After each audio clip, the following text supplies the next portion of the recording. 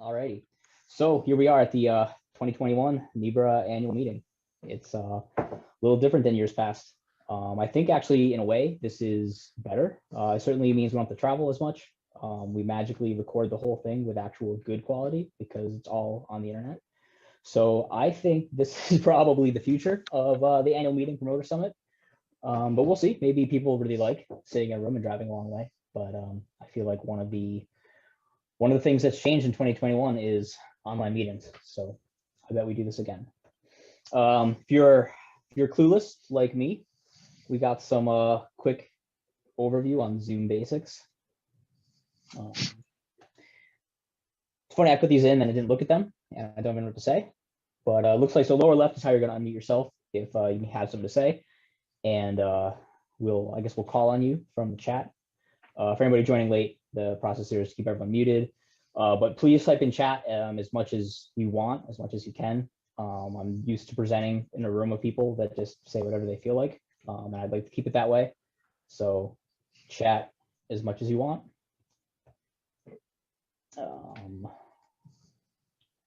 Then turn your video on if you feel so inclined. I like to see faces. It makes it feel like you're actual human beings out there. They care about what I have to see. Lydia says I'm not in presenter mode in the chat, and the good news is I have no idea how to do that. So if this is working for people, we're just gonna have to go with it. If it's not working for people, please let me know. Let's see. Oh, is it one of these links right here? Nope, no one knows. All right. And the last point is that this is being recorded, so anything you say can and will be held against you. This will actually be on the Nebra YouTube after the meeting. So this is mainly a reminder for me that I should be not say anything that is Colin's opinion and try to stick to things that are Nebra's opinion. But also anyone that gets unmuted and says their piece, it will go on the public record. So let's move on to the actual Nebra annual meeting. So we do this every year, and I always lead with the membership update. And running the numbers this year is downright depressing, just like everything else with bike racing. We've seen our membership down. Let's see, we're down another 20% from last year. Last year we had 32 members at this time. This year we have 26 members, and to some degree, you can boost membership to slightly by nagging people. There's people that haven't signed up, that will. But if you look at the numbers over the years, those are year-end numbers: 47, 43, 40. The bottom line is that USAC clubs are dwindling in New England, and I believe nationwide, and only USAC clubs and individual race directors can be members of Nebra. So one of the end results from that is that we just have fewer and fewer members. We don't have, the solution here isn't we should have more members. The solution here is we should have more clubs. And that's a much bigger question than I can answer in a slide or we can answer in a meeting. But that's for sure the biggest takeaway that I have from the membership trends. Obviously, there's a pandemic, so the whole landscape of competitive cycling and competitive event promoting has changed. I think there's, of the members we've lost, I don't know how many of them have hung up their promoting shoes or whatever you'd call it, but that's for sure a factor. And then as well, as well as the pandemic, there's also some questions of how much relevancy there is to be a Nebra member in 2021, because we basically provide all services to any promoter that wants to put on a race. The bottom line is that we love bike racing and want bike racing to happen. So there's almost no demarcation between being a Nebra member and not being a Nebra member as far as the services you might receive from us. You email me or email JD back in the day, or email any other board member, and we're going to help. We're going to refer you to people. So there's not pressing. It's really hard to tell people like, oh, you've got to be a member of Nebra because you're missing out on something. So that's where we may have an issue with relevancy and value. Obviously, it's free, right? So it's great value, and I appreciate everybody who does re-up the membership every year and vote in the board elections and give us feedback on how we can make this a better organization and keep New England cycling moving forward and strong.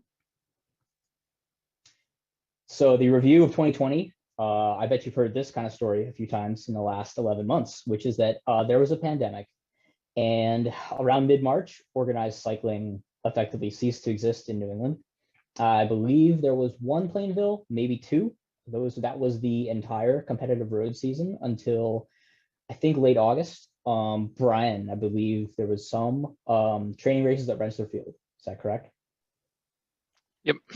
So that was your entire USA Cycling sanctioned road season, as far as I'm aware. And there were also some races up at the track in New Hampshire, which were not sanctioned, but they did happen, which is of course very notable because most things did not happen. So that was the year. I would say that we let our full-time administrator, JD Bilodeau, go, but really he let himself go before we could, because he recognized that his workload was rapidly dwindling and wasn't going to come back anytime soon. So he more or less fired himself after documenting all the things he knows. So we have pages and pages of documents in Google Drive about what the administrator did, and hopefully someday someone else will be getting paid to look at those and bring back the processes he was running. But so as of early May, we were an organization in hibernation. At the end of this year, we always have board elections. Kim Dubord and Lydia Housley are not running again, so we will be taking on at least two new board members. Alex Grabau and Joe Rodriguez are going to run again. I've also gotten a candidate statement from Krista Hahn. So we have 3 people running for 4 board seats, and of course that means we're going to have an empty board seat. So, oops, here we are trying to scroll the wrong window. So we're going to have an empty board seat, and that means that according to the bylaws, we can appoint a board member. I would love to get some additional candidate statements from people that want to be on the Nebra board and have an election. I think things are always better when they're democratic instead of appointed. But failing to find enough board members, we will basically just appoint the next person that wants to be on conference calls and talk about what we should be doing as Nebra rebuilds. So this is my one. Usually I do a lot of graphs on how New England changed, and this year there's really only one graph of any note, which is that everything fell off a cliff. Can you believe it? So these registrations are not filtered to sanctioned events. These are basically any registration that was not canceled or refunded on bike rides that happened in a New England state. So it's a more complete picture of what really happened. So yeah, road went down 81%, CX went down 90%. So yeah, let's do a quick. Yeah, who cut off the legend when they made this slide? That guy. So yeah, our yellow line at the top, that is our recreational event, Grand Fondos, gravel grinders, basically, your semi-mass start participation based events. That was the area that we've been seeing the greatest growth in New England. We're up almost 25% from 2017 to 2019, climbing from 20,000 to 25,000. And, that dropped 65% down to about 8,000. Our red line here is cyclocross, and cyclocross was actually the discipline that was the hardest hit. And I wouldn't have predicted this, but we ended up having really no cross season. I think there was once again CCAP led the way with their event promotion. I think there were 2 or 3 weekend races, and then 3 or 4 weeknight races that happened. We had 4 weeknight races, 1 full schedule cyclocross race, and then 1 other training weekend race. Gotcha. Yeah, so cyclocross, which was already had already flatlined and was declining, completely disappeared. Let's see, road is our green line here, and road dropped only 81%. I think mainly because there was 2 Plainvilles before the pandemic started, and then a few training races throughout the summer that happened. And then mountain bike followed a similar curve, maybe not dropping quite as far because it was, no, we'll call the mountain bike curve the same. I actually think now that I look at this, I may not have adjusted that slide correctly. But anyway, I mean, the overall summary is that competitive event registrations were down 82%, so Colin, do you have any insights on why the Gran Fondo was kind of less of a hit? We do, and I'll get to that. Before I talk about Gran Fondos, I do want to let people know that in 2020, we had 3,700 registrations for virtual events or virtual challenges in New England, which is more than every other non-recreational genre. So there was absolutely so the blue line is virtual, an event type that did not exist until 2020. And virtual means a wide variety of things. My club put on a virtual challenge with a 50-mile mixed terrain course. Some people put on virtual events that were like just ride a certain distance in a certain period of time. I think it was stage 9. Someone down in Connecticut did a virtual challenge to draw a picture on Strava. There was a wide variety. Yep. I drew a picture. I did not win. I blame the quality of road options in Western Mass. I think someone from New York City won because they had such a great grid as a canvas. But we also ran on a road enduro time trial-y thing. Yes. In June. Yes, there was quite a few Strava competitions happening. There's actually a lot of Strava competitions happening outside Bike Reg as well, from what I heard.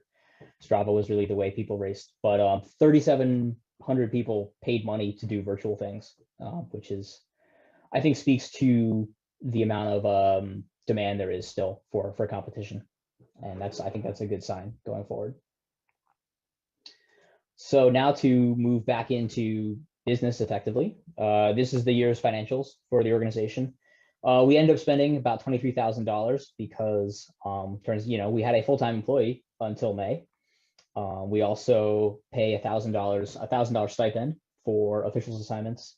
We gave out one grant, which ended up being for the official summit. Once again, that was a early year event back when we thought things it would be business as usual.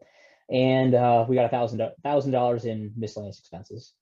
On the flip side of that, our income was actually $26,000 this year because of the kind folks at USA Cycling that pay us to run New England, and they paid us to run New England, and then New England didn't happen, just like the rest of the world. So we won't be seeing that money in the future, but it did mean that we did not completely annihilate our bank account this year, because typically we were doing a $1 racer day surcharge, and that meant that we would collect almost $20,000 from the region, and this year we collected almost none of that. So had USA Cycling not come through with funding, then this report would basically be Nebra has no money and we can't ever do anything. So the summary is that we came out of the year about how we went into it. We've got $25,000 or so in the bank, and I think that puts us in a decent position to make some moves once we figure out what those moves are going forward. Of course, no one knows what exactly the world looks like going forward, because we're having this meeting in February of 2021.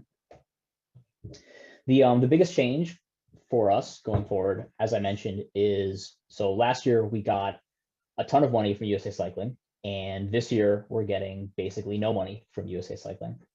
But we knew this was coming. This isn't like this isn't the sky is falling. This isn't the rug getting yanked out from underneath us. I believe Chuck and/or Stuart may have more to say about this, but basically the restructuring of a lot of responsibilities for permitting and upgrades has been moved to Colorado Springs. So our full-time administrator, wasn't processing any permits, wasn't processing any upgrades.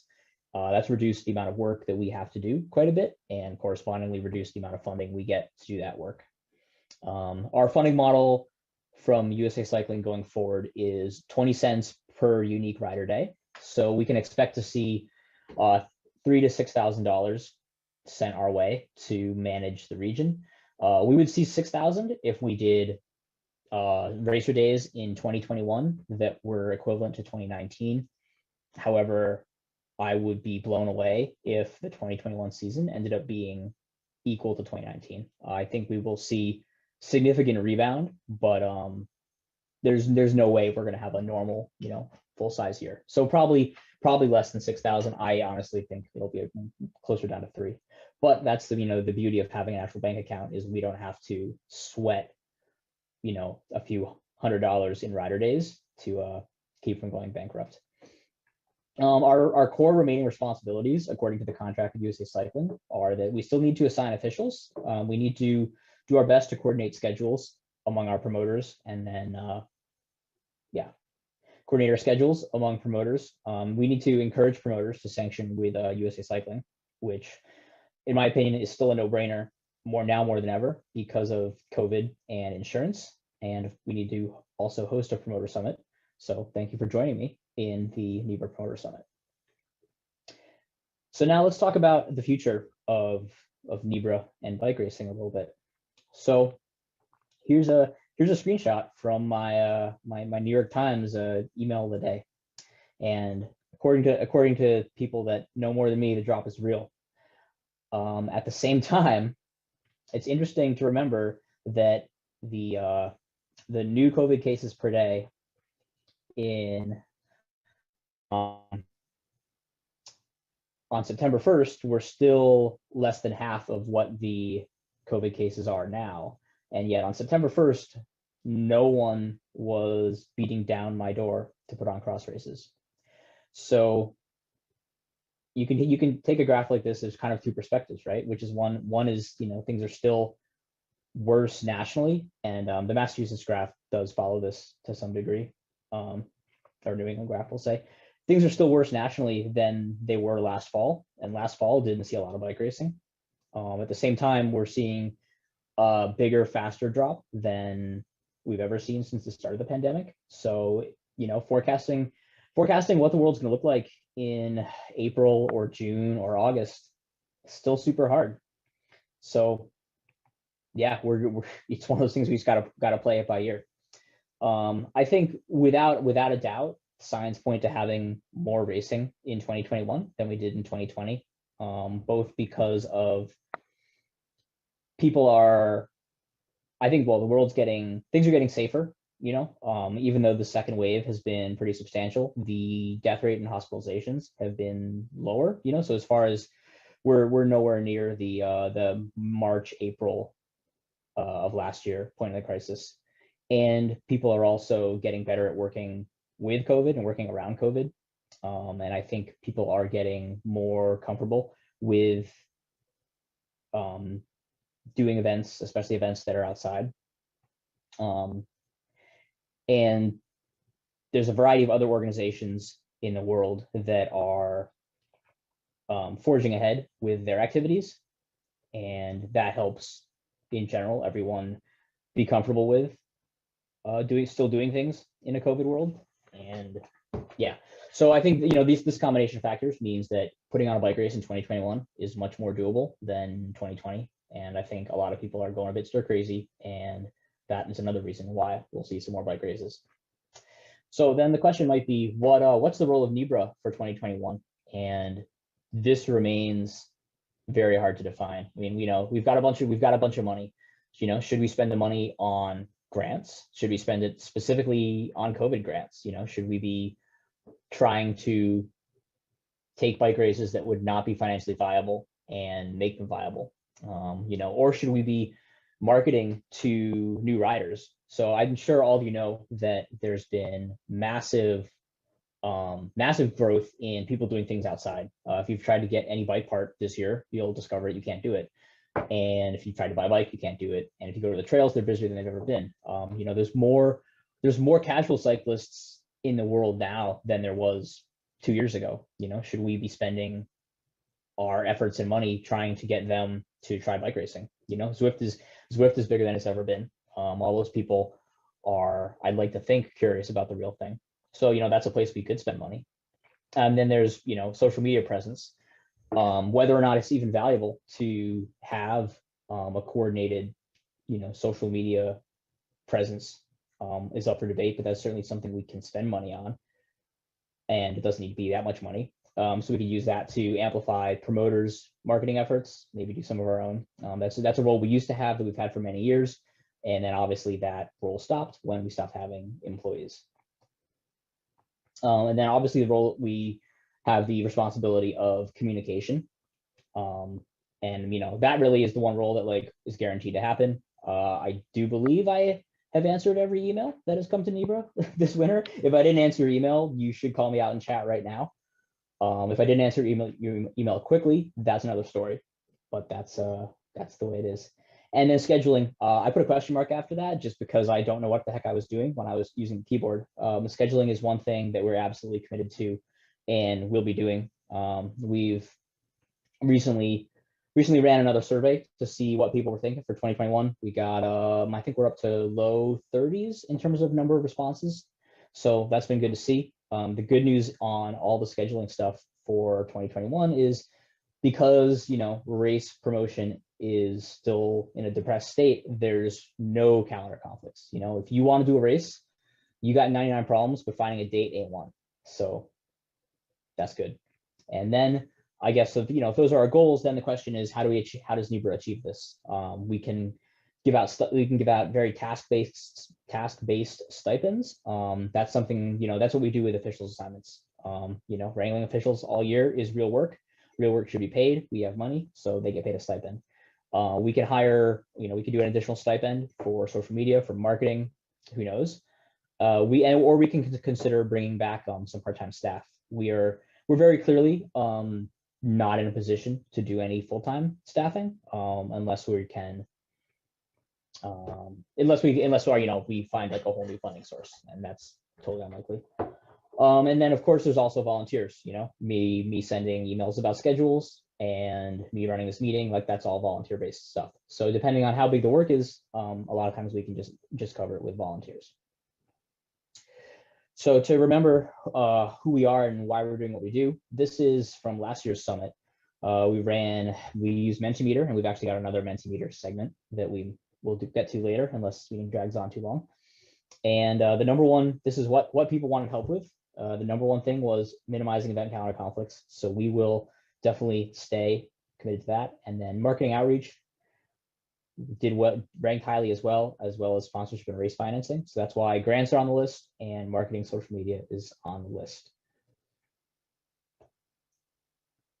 So then maybe moving into some more forecasting.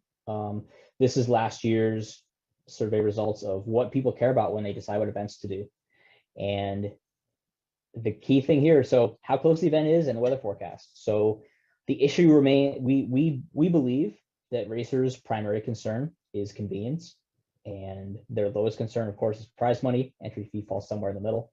But it's a good reminder that making your event easily accessible is probably the number one thing that drives participation. So when you're, especially in a COVID year, when travel is somewhere between against the law and frowned upon, your participants will be extremely local. So pray for good weather and try to run things near a population base, I think is the big takeaway for 2021. So to go a little more on what we see in 2021, and when I say we, I mainly mean me, because I'm the person that wrote this slide after talking to the board 2 weeks before I wrote it. So yeah, the results from our survey prior to August, things are very sparse. I think I went through the list and I think I pulled out every road related event that had indicated some interest in proceeding. And we've got, Chris Hines at Integrit, Mike Norton wants to do a race at Stafford Speedway. Chris Constantino indicated interest in Wampatuck. I see Chris DeHaan in the chat has just pulled Hilltowns off the list. Nutmeg was on the list and I missed it. And I know the Plainville Spring Series is looking at going forward, and that's even just next month, which is pretty cool. So I think one thing, and Gary did register a desire to run KSR, which clearly is shooting for the moon this year, but anything can happen. and I won't rule it out. But the thing I want to point out is the commonality between Chris Hines, Stafford Speedway, Wampatuck, and Plainville, which is that these are all low budget, smallish events. These aren't taking place in towns. These aren't downtown crits. They're pure and simple bike racing, which is, it's a bunch of people in a field with pavement riding around as fast as they can. And it's the core of the sport. And I think that is how the sport is going to come back. I think demand for training races is going to be bigger this year than it's ever been.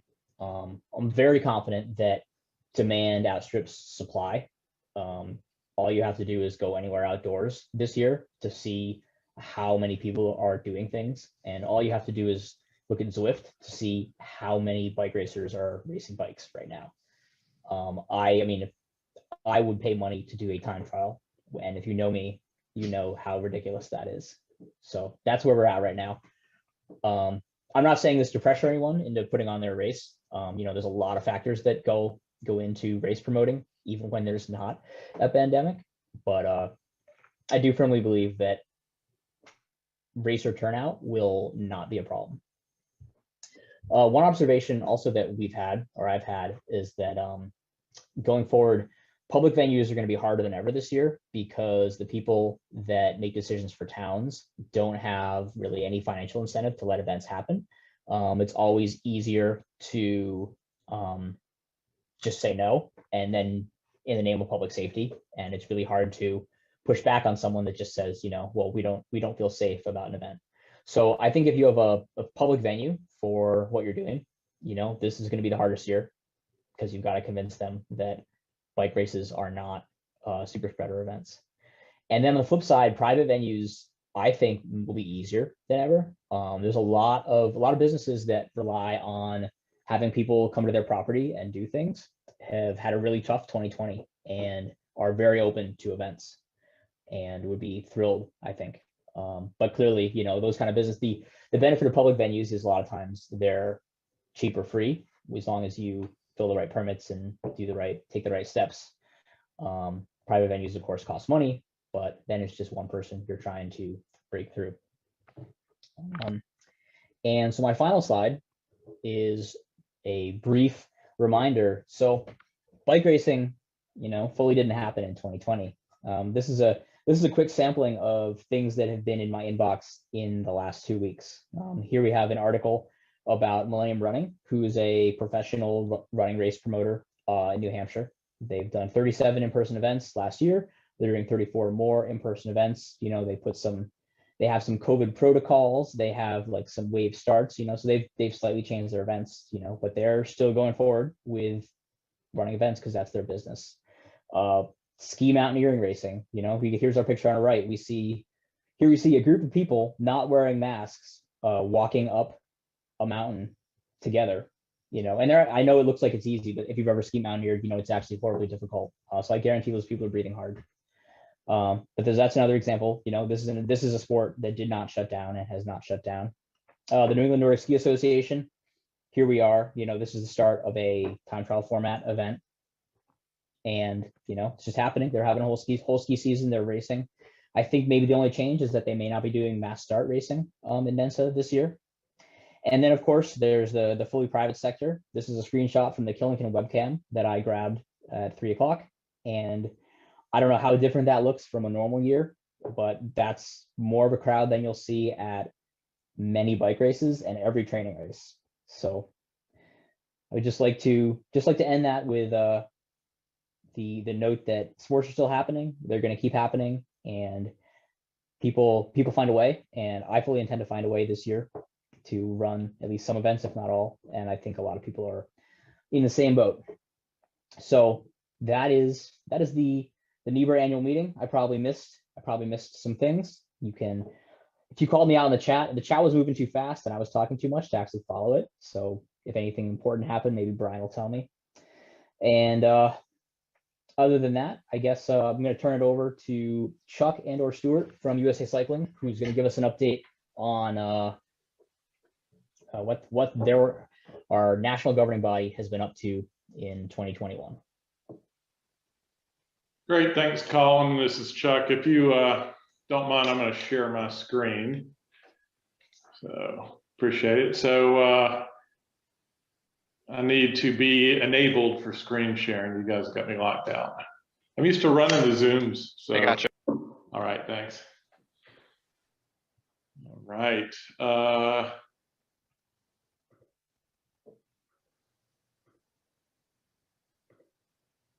All right. Colin, give me a nod. I can see you if you can see my full screen there. All right, great, thanks. Good to be with everybody. 2 years ago, I got to see everybody in person. Obviously not happening this year, but that means we get several folks able to join you all from USAC. Stuart Lamp's also on. We'll see him in chat, as well as Matt Waite. And Stuart's going to help me if there are any chat questions. Also, is going to put a few links into chat.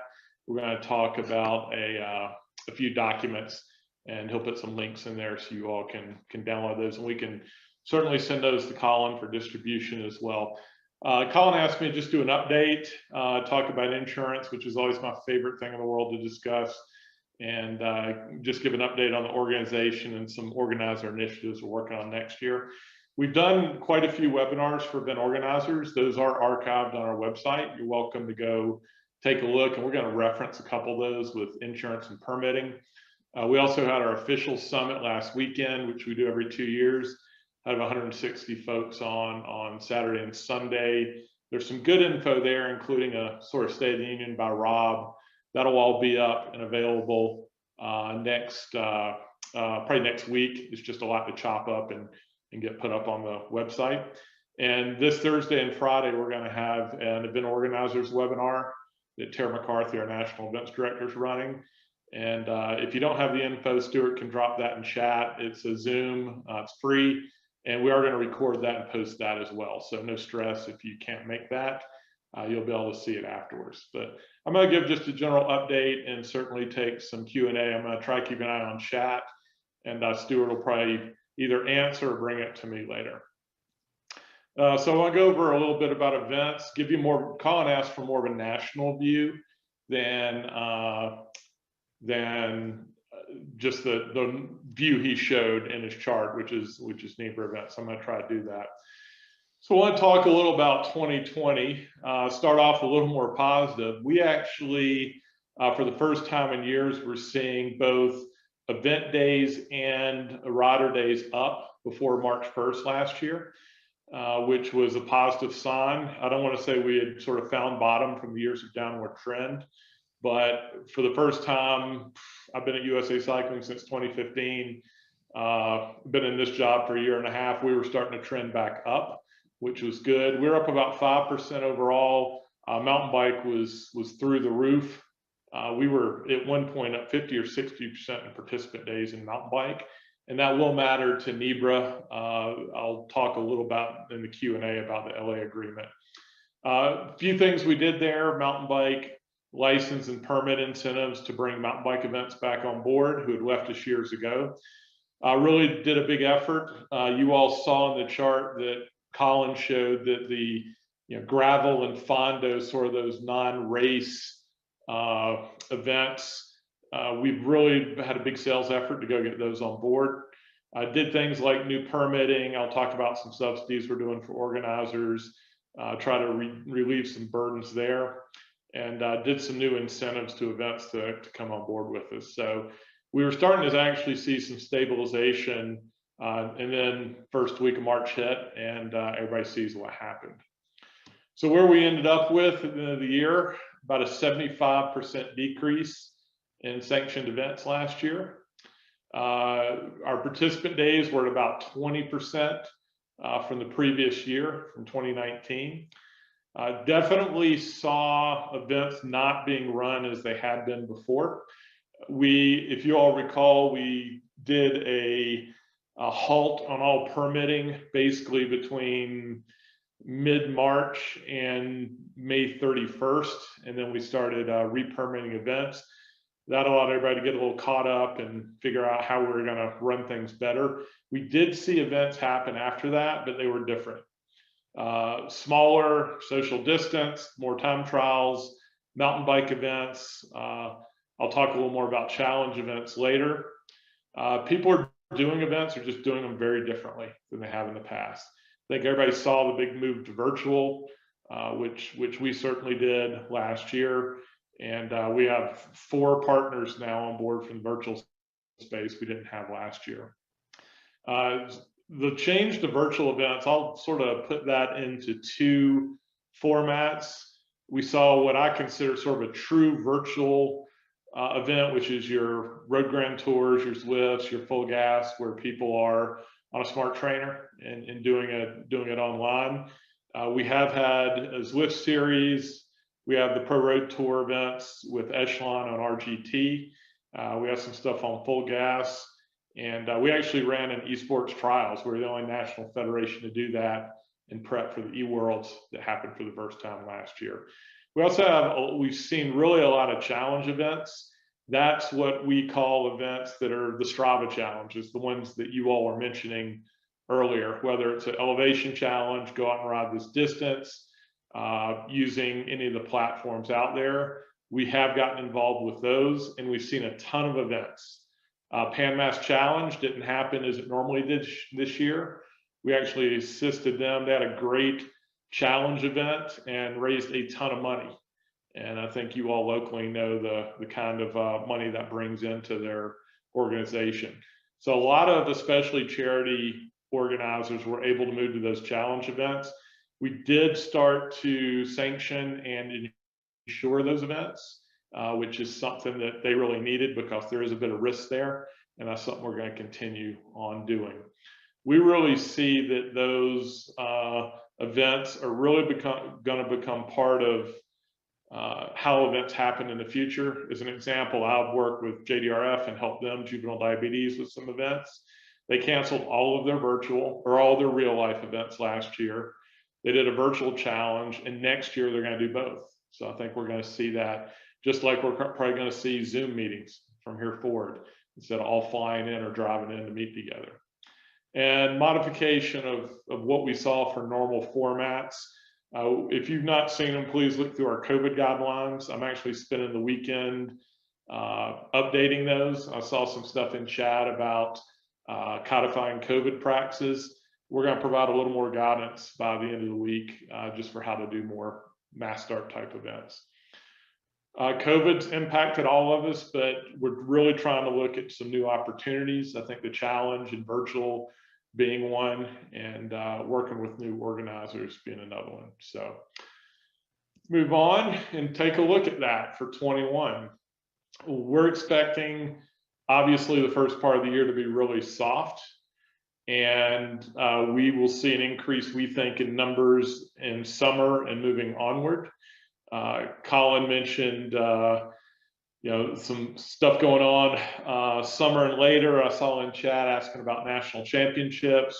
We are expecting June, July things to pick up as vaccinations and numbers start to decrease, vaccination goes up, and there is definitely pent-up demand out there, as everyone's mentioned. We've all seen it in the different areas that were discussed. I'll talk about our subsidies, and we are trying to provide some new opportunities for organizers. I'll spend a little bit of separate time on that. We have managed to stabilize our insurance, which I'll go into a little more, with some stable costs and some limited downside to us. And I'll go into hopefully not nauseating detail on insurance here in a few slides. Nationals, we're looking feasible from summer on. We're making final decisions on Collegiate Road, which happens in May. That one's difficult because a lot of schools, I know the ECCC got mentioned, has canceled their season. We're feeling a little better about the summer events, and our next big one is US Pro, which is in June. We're also finalizing some mitigation details, and we're going to make that available for organizers to use for themselves as well. National calendars are pretty stable. The mountain bike calendar, mountain bike's not been hit as hard as the others. It's a little more easily social distanced. Our PRT events, if you all look at those, have basically moved Anyone who was before the end of May has moved to fall dates. And I did see the information on overlap of events. We're absolutely going to see that in the fall. It's going to be a bit of a land rush for the fall. And the big events have already moved and started to secure dates in the fall. So Jim Martin, Gila, Redlands are all moving out of their traditional spring dates. We also just put out, I think you all saw this week, the new Pro CX calendar, which is been changed with no overlap between events and less events, but we're hoping better events to create more of a series type feel. Couple new initiatives we've got out there. We did do a deal with NICA, as well as the affiliate leagues, including Colorado and Georgia, who've separated from NICA, completely unrelated to us, in case you were wondering.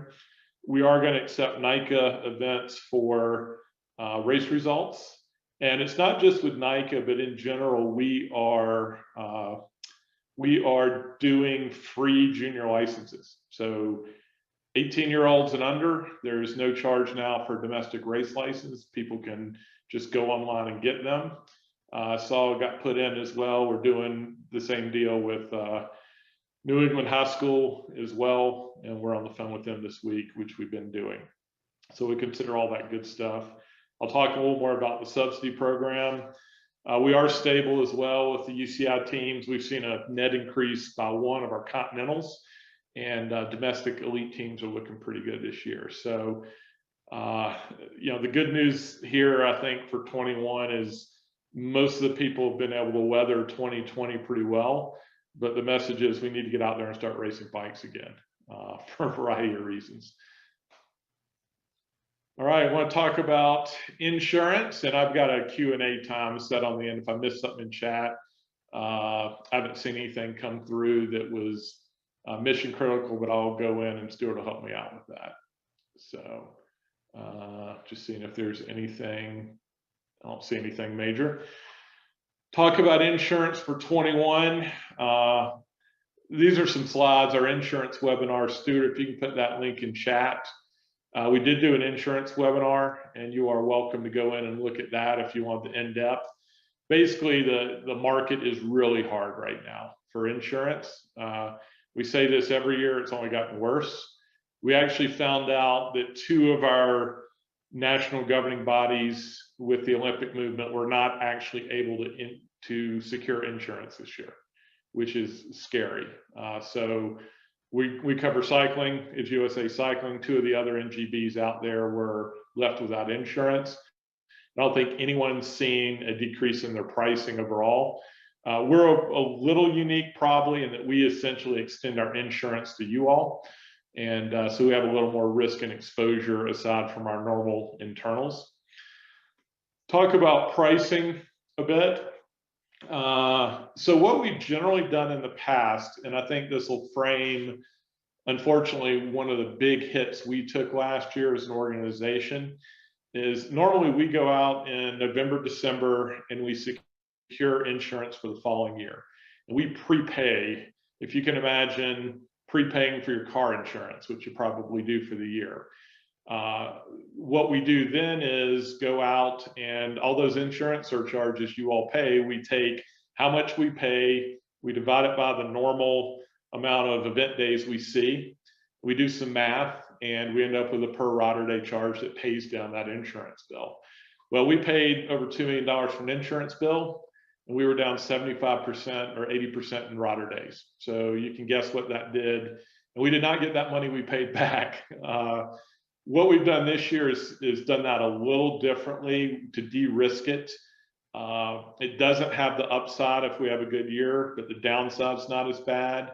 The insurance company has got a base policy, but we're paying a little bit more on an event basis, so that if we have a soft year, which we expect to, we're not outlaying that money quite as much up front. Now they're seeing less risk as well.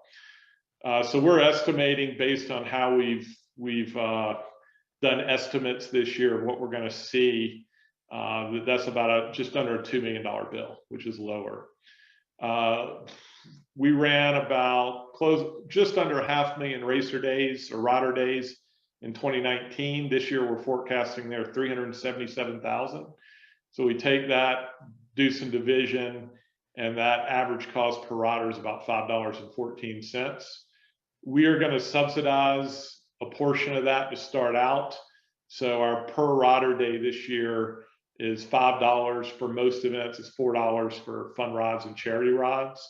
We are going to give everyone a chance to actually lower that below what you paid last year, which I'll get into in a minute. But this is one of the ways we're working to try to help the organizer community. I know it's, I'd love to give you all free insurance. I'd love to give myself free insurance. I have to pay it too. But we're doing the best we can to help subsidize that cost. And I'll go a little more into that in a minute. But it's a little de-risk for us this year. But if we have a great year, the upside's not very good. We know we're going to lose money on insurance this year, one way or the other. The other unfortunate thing this year, which we go into more depth on the insurance webinar, and encourage you to watch that, is we did get a disease exclusion on our insurance this year, which we've never had before. No one is getting insurance written now without a disease exclusion. So that excludes COVID from policy coverage. We're not extremely worried about it based on what's going on with COVID, as far as someone making a claim saying they got COVID at your event. We all know that when you leave the house right now, that's an issue. We're basically in the same boat with every restaurant, store, sporting event, everyone out there right now. And that we were one of the few people left without a disease exclusion last year, and we've lost that this year. So again, I'd encourage you, we want to be transparent. I'd encourage you to take a look at that insurance webinar if you have any questions. Just want to let you know there is obviously some risk there. Again, we're in the same boat as all of you with our nationals as an example, that we have that exclusion as well. You just can't buy that coverage right now. Getting back to the next slide. I want to talk a little bit about our subsidy program that we're doing this year, and Stuart will put some links in. So what we've looked at is how to enable events through some financial and non-financial support. We want to drive participation at your event. That's good for us and you.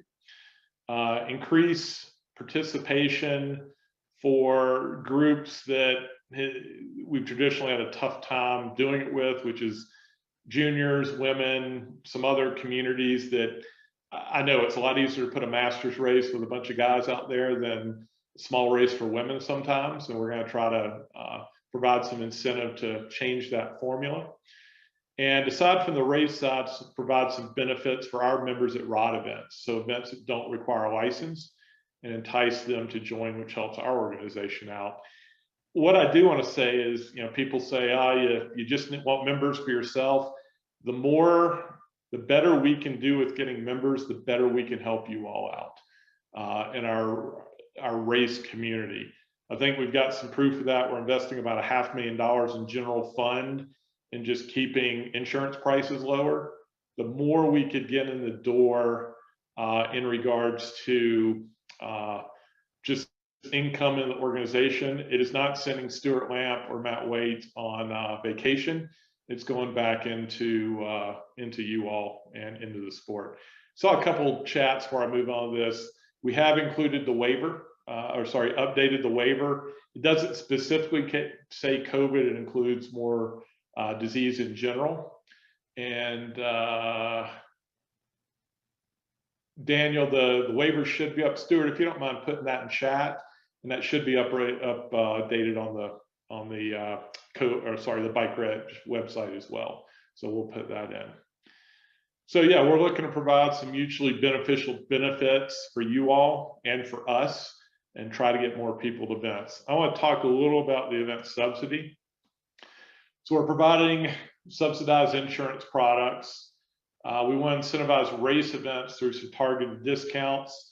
ROD events, which is anything that doesn't require a license, but providing member benefits. It's something we're going to have to work on through the year, but we're looking at doing some more targeted marketing for events, and then advertise these events to our current and prospective members out there. So what's that look like? Talk about races. which is what most of you do.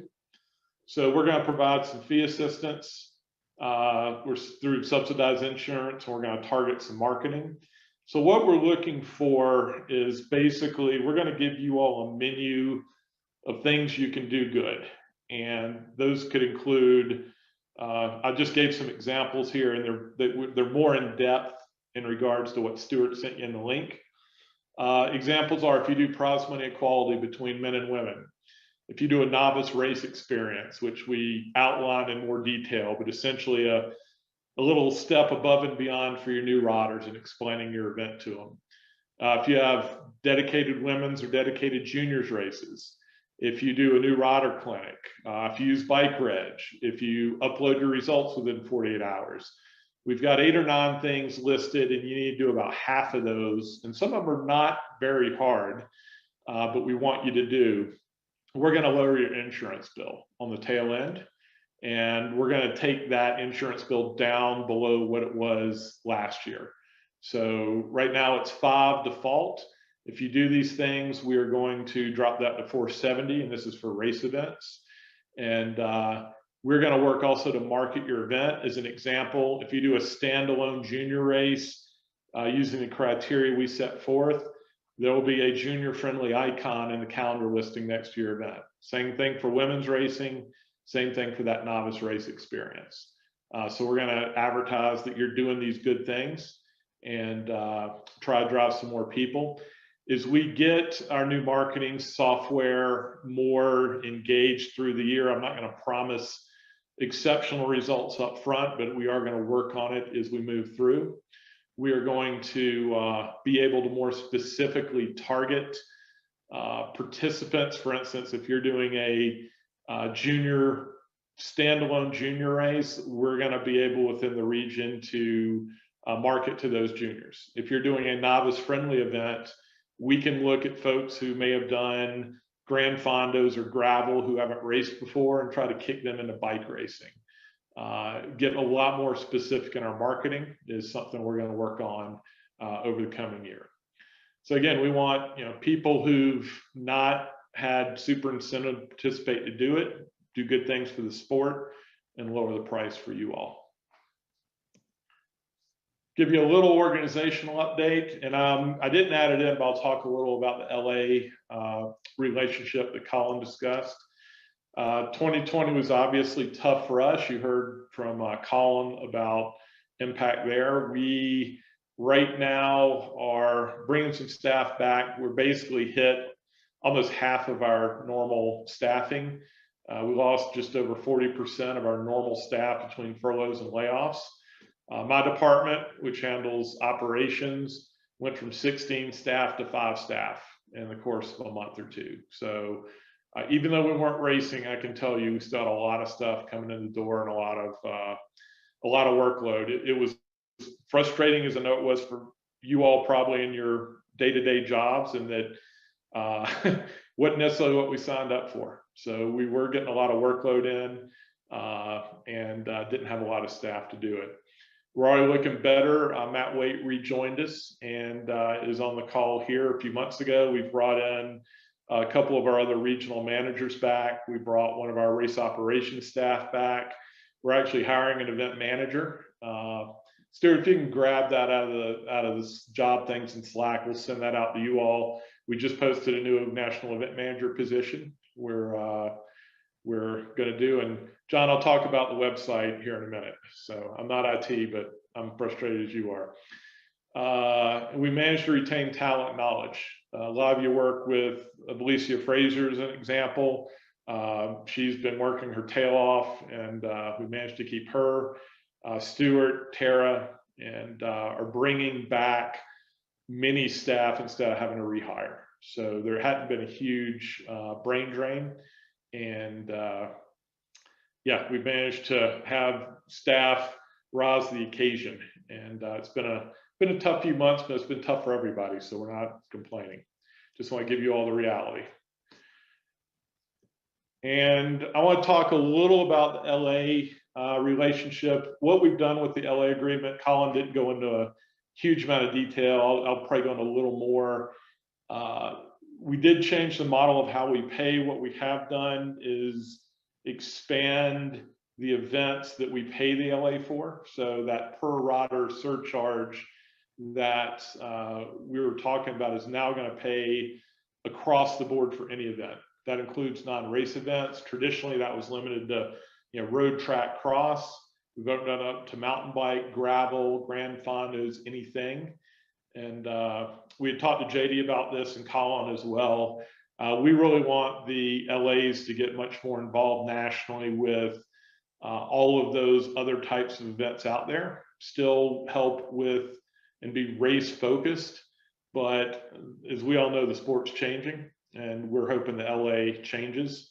All the LAs embrace that. You all received more than the other LAs because you had a full-time staff member last year in JD, and no one was as pained to see him leave as me because he did such a fantastic job. And it's a little chicken and egg. We did include a bit of a subsidy because Nebra had a staff person full-time. And hopefully as we re-engage and get more events on board, Nebra's always gotten a little, I don't want to say different treatment, but is one of only 2 LAs with a full-time staff member. So we treated that a little differently in the agreement. So yeah, I don't want you all to think that we just pulled the rug out from Nebra. Colin talked about us not doing that, which I appreciate. We're all obviously facing huge financial burdens right now. Luckily, USA Cycling, through grit, determination, and help with some PPP money, came out pretty good last year. We were at one point budgeted to lose almost $2 million and came out much more as a break even this year. And that was good news, but it's going to be a tough year for us even more this year unless racing picks back up. I'm going to roll through chat here. I saw some stuff come in and didn't answer. Stuart, you want to help out? Is there anything as I scroll through that you see I need to address? No, I think we addressed the waiver, and just so everybody's aware, because I put that in chat, but the portion that relates to communicable diseases is under the assumption of risk. So if you look in there, you'll see that. And it also, if you watch the webinar that I posted earlier to the end that we did for 2021 insurance, our legal counsel goes over some of that in depth as to why we don't have a separate COVID waiver, and there's some good reasoning behind that. I would encourage you all to watch that, or at least fast forward to the point where Shane is speaking. And this has been something we've worked on with the other governing bodies, with the Olympic movement, to just try to create a waiver that is solid but doesn't go into too much detail and have too much information that becomes problematic for you as an organizer. So anyway, that's in there. I think, Chuck, for us, I mean, John's question about the website and those efforts right now would be one of the big things. And hopefully for John Lowenstein, that kind of addresses what we're talking about or what you're looking for in regards to the COVID language for the waiver. Yeah, and again, I don't want to rehash the webinar. I'd encourage you to watch it, but we've debated this. We're pretty as comfortable as we can be. One of the organizers, who's one of our PRT organizers, makes a comment on there that he wants to get back the protections he had last year, and that is just not coming. I mean, we have a pandemic out there, COVID's widespread, insurance companies are doing what we're doing. We feel, remember, I mean, your insurance is basically our insurance. If you're sanctioning with us, the claim goes to you, it usually comes to us as well. We also have all our national championships that we're running under the same policy.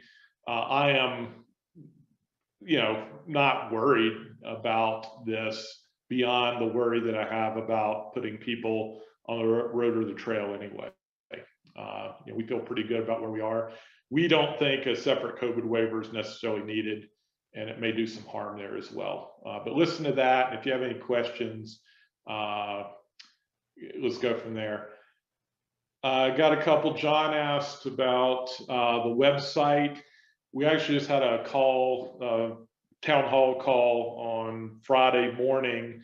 We're not going to redo the website at this point. What we're going to do over the course of the next few weeks is an audit of it. And that includes going through, finding all the 404 errors we have, old documents, etc. It's something we can do relatively easily and inexpensively that will hopefully fix a lot of the major issues we have. Secondarily to that, we are going to bulk up our FAQs and knowledge base. The purchase path for the purchase of both technical and membership license, we know is an issue, and that's going to be simplified. Jed asked about the UX. We're not going to do a full redesign. That's on the schedule to do, but financially we can't do that this year. We have some other major IT issues to fix, and that is on the radar screen, but it's going to happen soon. So everybody knows we have some real underlying database issues with our stuff. We've got essentially 3 databases all talking to each other. And that is the, I'm not the IT guy, but that is the prerogative to fix right now. And do a sort of a medium lift on just doing some basic cleanup. I get as frustrated with the website as anybody on this call, believe me, because it just brings more calls into us when people can't find things, and brings more questions to staff. So Brian asked, how do we address municipalities who are looking for a COVID specific waiver? I'm not sure if we've seen a requirement for anybody, but you are, if any government entity, everybody you deal with requires one, then you have to put it in. Obviously, it's a requirement from the government. I've not seen that, but if you can email us, I don't think we're in a position necessarily to draft it for you. And what we have may suffice. And Chuck, as always, we're happy to jump in. Yeah, Chuck, I was actually typing a response to Brian in the chat, but I didn't hit send or didn't get to the end of it yet. But Brian, if you're seeing a municipality that's asking for a specific waiver or a specific language for a COVID waiver, I would ask them to provide that language because they're the ones requesting it. So that's one of the key things. What we've seen typically is that they're reviewing plans. So what is your COVID plan? Just like we've asked for with cycling events, to see what the plan is to address, from start to finish with what's expected of participants and what are you doing to mitigate risk to permit the event. I've seen more of that, but if there is the waiver question, I would go back to the municipality and ask for them to provide that language.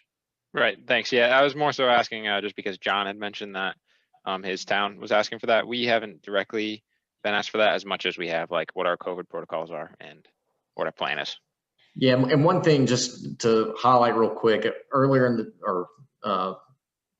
this chat, you'll see we did link the COVID resources page. Click on that because there's a plan that you can go through or a checklist that you can go through, and it gives you a rating of, is your event a large risk or a lower risk event? And that plan has worked very well in a lot of areas around the country to get local approvals and get people to sign off on it, because it's asking and it's forcing you to think about a lot of the things that would ease the concerns of any municipality or government entity that would issue a permit for an event. And I've actually spent tomorrow working on our revised COVID stuff. What we're going to, anybody who looked at last year saw that it was about mitigating risk. It was about common practices. Now that we've seen more events, sort of what's successful and what's not, what's been accepted, what's not. Part of this is we're gonna post some frameworks for those COVID guidelines. It's not been intentional that we didn't do that. Well, it was early last year. Now that we know a little more and know what's being accepted, and the community sort of shared and pulled together. We're going to put some frameworks out there that you all can use when that local government comes back and said, hey, what's the plan? That we've got something that can be easily adapted to your event and provide that info. Go in a little more detail than we did. I got one question here from my phone. I don't know what it is about. Is it correct the insurance will not then update in 2021? If you want to rephrase that, I'll try to answer that a little better. Question got asked about data from COVID transmission and actual cycling events. Nothing from in the field of play, which is actually probably good news that we intentionally, I don't want to say intentionally, but people talked about contact tracing early on, and we definitely don't have the resources to do that. It is true contact tracing is very difficult and is done by health departments. We have been in touch, especially early on, with the events that happened and definitely did not see any direct tie to events for any outbreaks, which I think is good news. Dr. Rashan, our chief medical officer, and you'll hear him if you're on this week, again, feels like the risk of an outdoor cycling event is relatively low.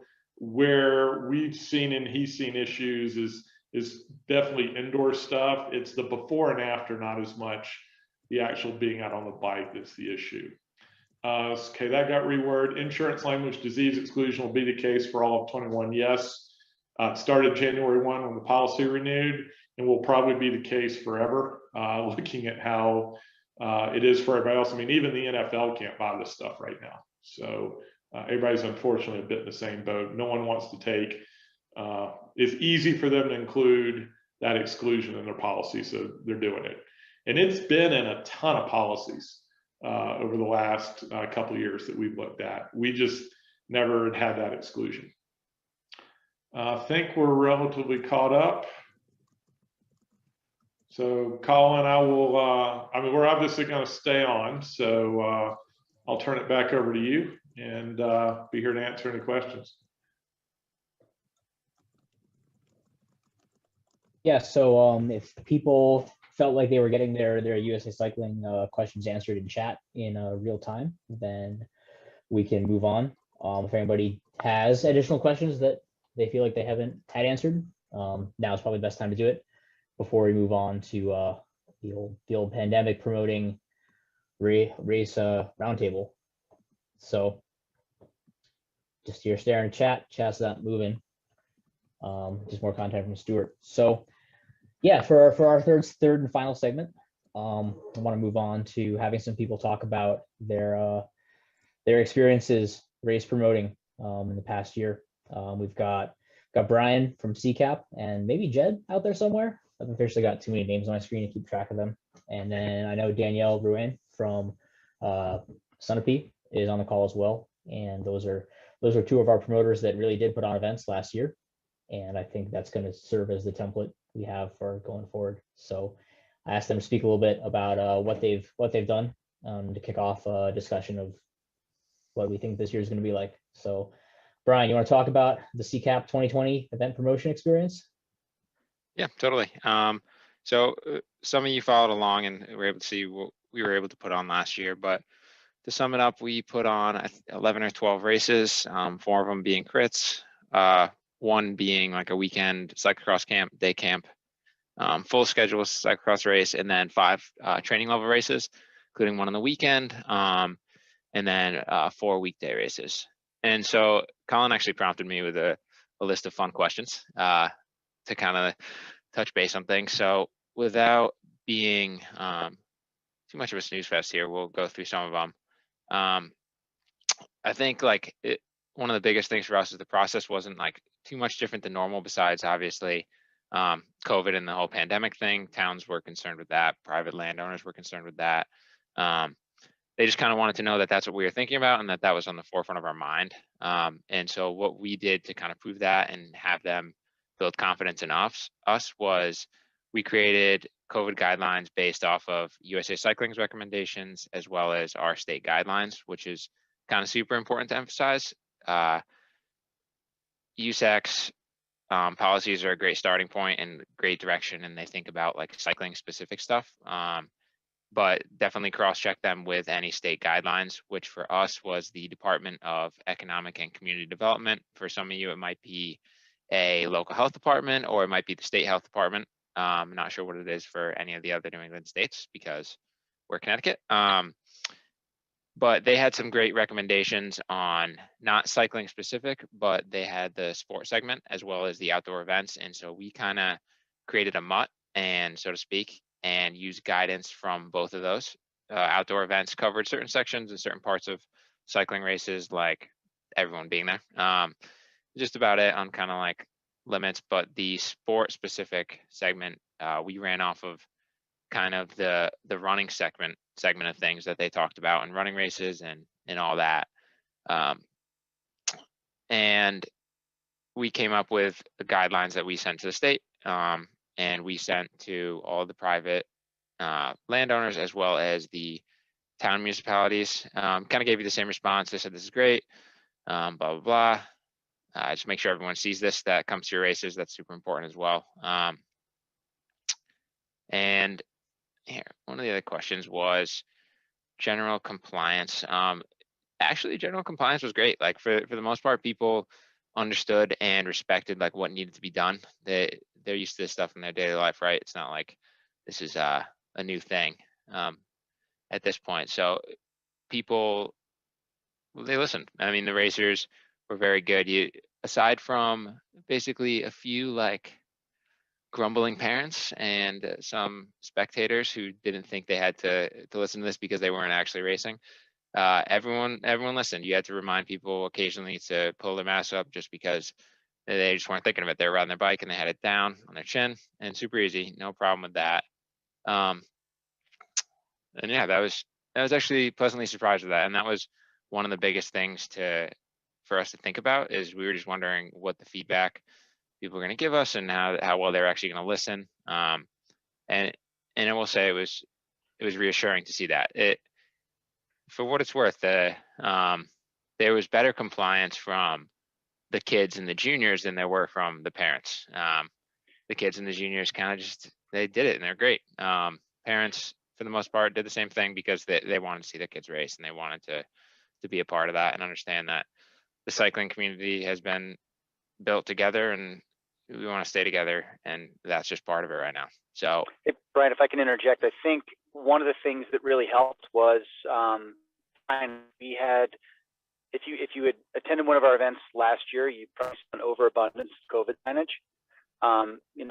Basically every 15 we had a sign reminding people to put masks on or to keep their mask on. We had sanitation stations next to the porta johns and near our registration area. I think the registration walk-through flow that we had really worked. We didn't have anybody double back.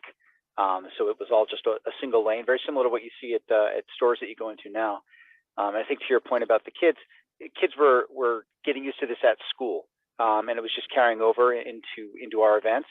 So it wasn't any big deal for them. And you're right. I think at the beginning we had a couple of scofflaws who just didn't want to wear their masks. But I think by the end of both our Tuesday night series and the cyclocross series in the fall, everyone was completely compliant, and we didn't have any issues. Absolutely. And just in terms of feedback from like racers in the community for putting on an event in the first place, we didn't necessarily see any like mass amounts of negative feedback. People were thankful that we were able to put on races. And especially once they saw like how safe we were being and how serious we were taking all those safety guidelines, especially with the signage like Jed mentioned, and like the formalities of having like a one-way registration, which actually from an event operation standpoint was great. Pre-reg was awesome to be able to just send people through, and it was smooth, and people were just thankful for that. Honestly, it was pretty good. So it allowed us to kind of like reinvent our process and make things better. Another thing actually Colin has in the chat here. So we didn't have to do any mask racing. And that was part of what I mentioned about the state guidelines, is that was their recommendation. They said if it was any like strenuous physical activity, you didn't have to wear any masks. They said it could be recommended, but it wasn't absolutely like do or die. They they're leaning on that as long as you had proper like separation of staging as well as socially distant starts and all that stuff. They did allow for racing without masks, which is huge. I know Pennsylvania, as I mentioned here, they had to race with masks, and they were still getting pushback from the states, or from the state and the town municipalities. And overall, from the beginning of the season to the end, especially for us last year, there wasn't a big change in policies. COVID rates during the summer were still pretty low. We had to cancel our last training race in the end of October, just because there's a big COVID spike in Connecticut, and we decided that was the best option. But overall, the guidelines that we created in June for the Tuesday night crit, or July, those were able to hold true all the way through to the end of October. I've noticed more of a change from then till now, because obviously, as Colin mentioned in his graph, the COVID rates themselves are a little bit different, and even though they're on the steady decline, they're still higher than they once were. So there is some change in policy, and I've just been staying up to date with the Connecticut recommendations. And I think that covers most of it. I'd be happy to share our COVID guidelines and kind of what we put out. But again, we didn't reinvent the wheel. We created it off of USAC's recommendations in town and state recommendations. So yeah, the world is yours. Totally doable. It does put a little bit of extra thought into things, but overall it doesn't, once you host your first race with it, you'll see that it's not a huge barrier. Ryan, I got a question in the chat for you, but I know you're busy talking. So I can just read my question too. One of the things I'm interested in is almost every New England state still has state quarantine rules. And while I don't want to get into whether or not those are appropriate, there's certainly a rule that exists and some people care about. Did you guys take any steps to prevent residents from outside Connecticut from coming to the race? Or did you even have anyone from outside Connecticut? Or is it just one of those things that, like, did that problem solve itself? Or did you look the other way? Or did you tell people you can't come if you're from Massachusetts? Absolutely. Yeah, so we did have people, and we did have to tell people they couldn't race. Like, I had to email them, and depending on what the quarantine rules were, I think now it's just like everyone, like, no one's supposed to come to Connecticut. And Jake's right, it seems like it can be very selective at times, but we took it seriously on we didn't only just look at what the state's quarantine rules were, we also looked at the COVID rates in the states. And if they were green, but their COVID rates were a lot higher than Connecticut, we also took that into account. And we had to refund people's entry fees and tell them that they couldn't race. So absolutely, definitely take that seriously. Yeah, I think unfortunately the bottom line is that because you're doing an event with public registration and names on a list, you're proving that people are traveling to a certain place. Right. So you become a little culpable for that in a way where, people playing fast and loose with whatever their interpretation of the state travel restrictions are. It's just different because it's not on public record. Right. And we had to actually change that up like midstream, like during the we were allowing people to come to like our Newtown race, and then I think it was a couple of weeks later when we had the start of the Mystic race, we had to tell certain people that they couldn't come. We had to like not let Mass residents come or not let Rhode Island residents come. So yeah, there was a spike, I think, that exceeded our numbers, and so we made a call a few days before. I think we had that in our event notes, and that might be something important for the rest of you to do as well. That if there is a state that neighbors that might have a spike, that offer refunds to those folks. We can be flexible. Yeah, and look, it stinks. I mean, I think John Lowenstein might still hold it against me, but I had to email him and tell him that he couldn't come out. But he was actually and everyone was total troopers about it. We had someone that had registered like when the pandemic first started from West Virginia to come up to our Newtown race, which, I mean, that's quite the distance to travel for that. I love the race, but I don't know if I would travel that far for it. And it surprising, well, I guess not surprisingly, for most of the summer, that was fine. That state was allowed travel, but about a couple weeks before, we had to tell them that they couldn't come. So, and we were going to tell them anyways, because that's just, even if they're allowed to come, that's ridiculously far to travel. And they're obviously gonna have to stop in other places, so.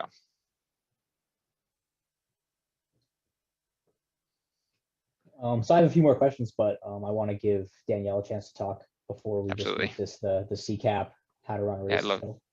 Yep, I'd love to so- hear. Danielle. Yeah, Danielle, can you tell us how it went up in New Hampshire? Sure. So we ended up making a few changes. We were able to start in July when New Hampshire reopened. Basically, we did online only registration. I'm just looking at my notes. We did have a few releases because sometimes people showed up, and if they were at the site, obviously we didn't want to have to kick them out. So, but for most part, everybody did online. For handing out stuff, what we ended up doing was making packets, and we put in bibs and pins and hand sanitizer and masks and just handed out to everybody. One thing that was kind of interesting was the discrepancy in fitness levels that we were dealing with. So what we ended up doing was starting a free lap roll for the first time, not a free lap roll, but a neutral lap, because the first lap just got so crazy with people taking off. So that was a change that we ended up doing this year. I think mainly because of COVID. In the past, we've never had a problem with that. So that's pretty much it. I think what Brian mentioned was in terms of the rules, it is hard because you look at the local guidelines and, you know, everybody says follow the local guidelines and the state guidelines, but for New Hampshire, there's really no one size fits all. We were under the youth sports rules, and it was really confusing to figure out whether we could even hold the race or not. The rules that we had, actually, you had mentioned millennial running before, and he came and he talked to the task force in charge of youth sports. So the rules were really focused on like running races and had a recommendation that everybody stay 6 feet apart. So when we were looking at those rules and trying to figure out whether we could have a criterion, it wasn't totally clear. So I did end up calling the governor's office just to find out whether or not we could have the race, and got confirmation that we could and got that in writing. And I do recommend that if there's ambiguity in terms of the rules, that you check, because you're going to maybe facing something that's not clear, and especially where I think there's an exclusion now in the insurance, you do want to make sure that you're following all the rules. So get it in writing if you have a question.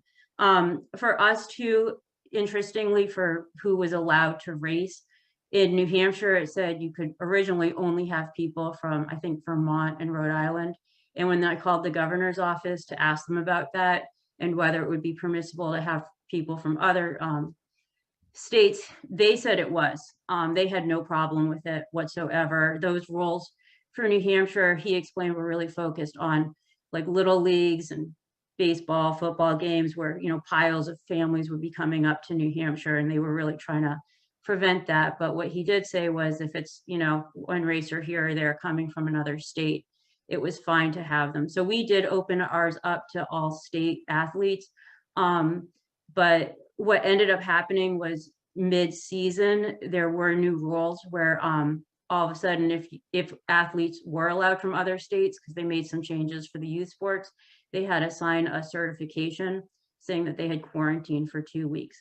So it was one of those things where if you don't go on the website on a regular basis to check what the screening questions are and what the quarantine requirements are, it can really hang you up because they change on such a regular basis. And I anticipate for this year, they'll continue to change.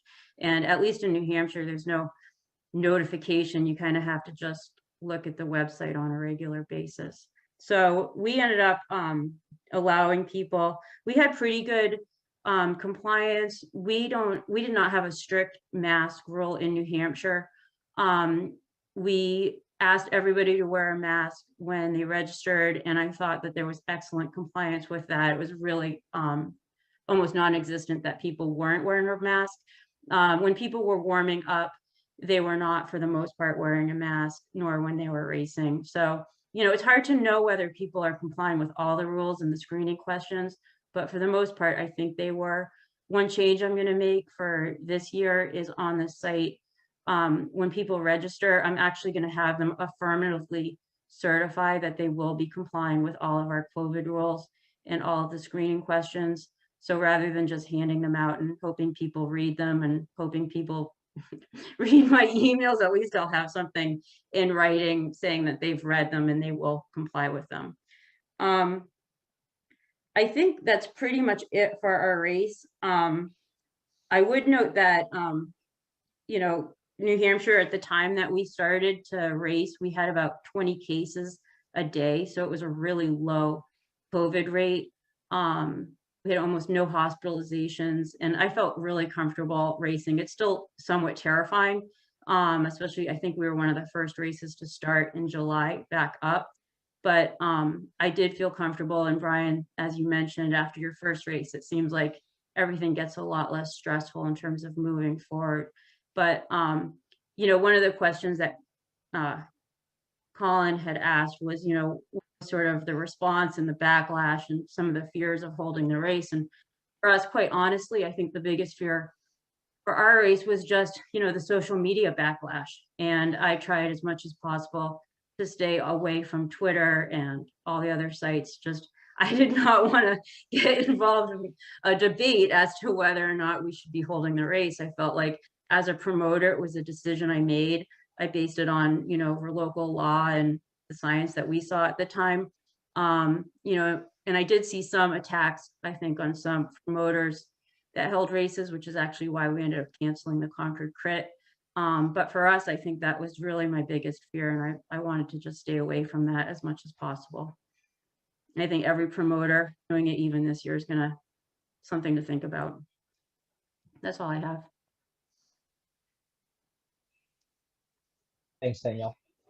One question I had for you guys, and I can just ask it because I'm kind of in charge here. Did either of your events have field limits, or like, did you have to make any accommodations to a limited number of racers?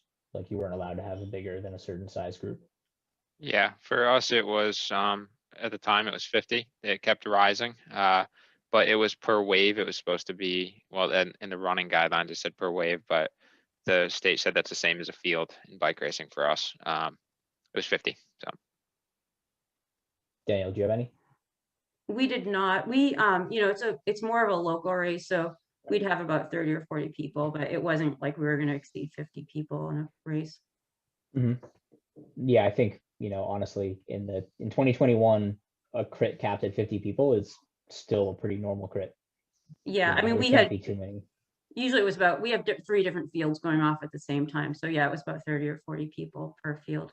One thing I would note too that I'd forgotten to mention was the amount of racers, new racers that we saw, like first time racing people, was unbelievable. I mean, it was actually shocking how many people came up to New Hampshire, some people from pretty far away that had never even raced before.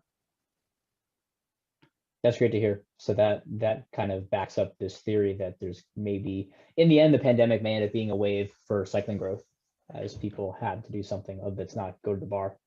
yeah, we had a good amount. We had a good amount at the Tuesday night crit specifically, and just a reminder to like treat them super friendly. Like they might ask questions that are like kind of annoying and seem obvious to all of us because we've been putting on bike races and been in cycling, but we don't want to scare them away. So Cool. Do people have any more questions for our experienced pandemic promoters? Or should we move on to our 2021 Nebra Summit Mentimeter part? I think everyone can just unmute themselves if you need to talk, right, Brian? yep. Okay, I just wanted to confirm that like silence means people are cool, not silence means people are being horribly muted by the authoritarian reign of this. Yep. No, they call. can totally unmute themselves. Okay, cool. So if there's we've got no further questions for our promoters, let's move on to talking about what we think 2021 is going to be. And can you make Lydia a presenter if she's not already? Has that power? Give me 1 second. So for those of you who were here with us last year, you probably remember this program we used called Mentimeter that allows you to survey a crowd, and you are the crowd today. If you don't remember it, you'll figure it out real fast. What we need to do is get oh look, the instructions are already on the screen. So fire up your web browser and go to the URL, and we'll start from there. Lydia, do you want me to talk and you to drive, or what? I know this is your screen. You're so great at talking. Just keep going. Okay. All right, so let's give everyone another 60 seconds to successfully use the internet. There we go. A race official was the first person to figure out how to use this. So go through and we'll just start saying who we are. I just want to get a sense of who's in the room. It feels like it's all the same promoter names I've always known over the years, but I don't actually know if that's true.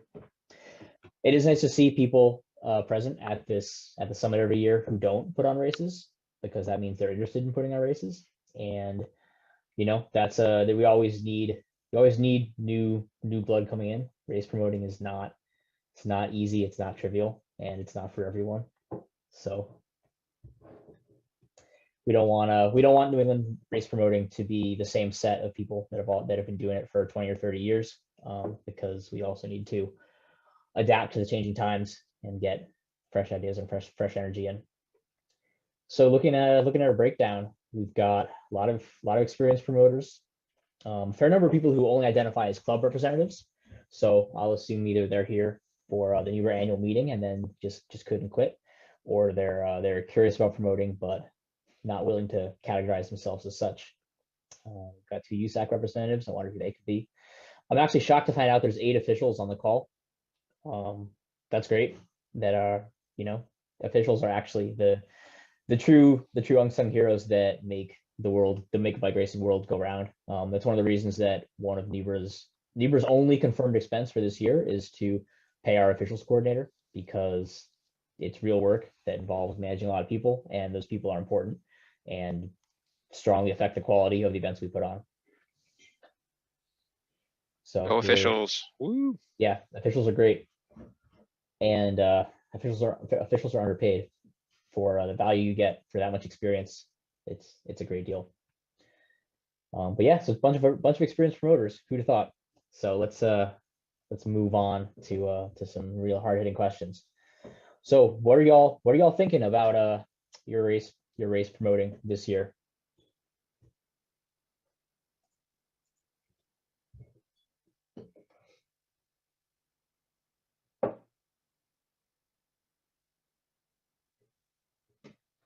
So I'd be curious to know if anybody's vote changed from maybe to definitely as during the course of this call, or if people had already had strong feelings about what they were going to do this year prior to this infusion of knowledge.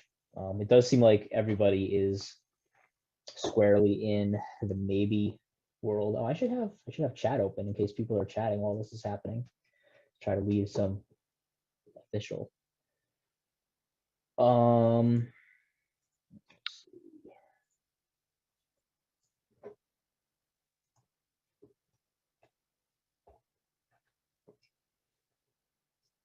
So, I mean, I guess this is good, right?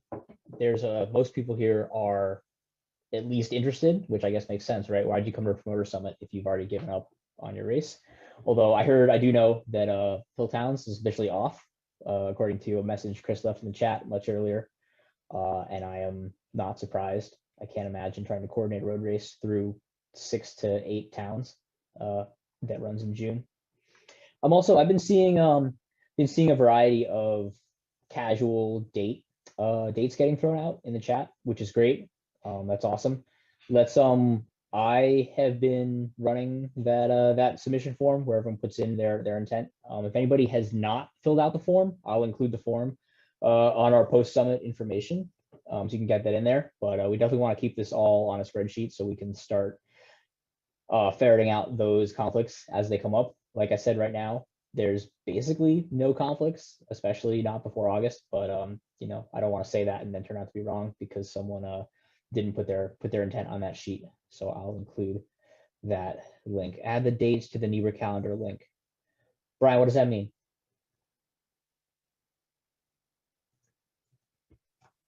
the survey, the survey link that you sent out a couple Yeah. months ago or so. Yeah, does it, what do you mean add the dates? You mean add the your link to the dates. survey?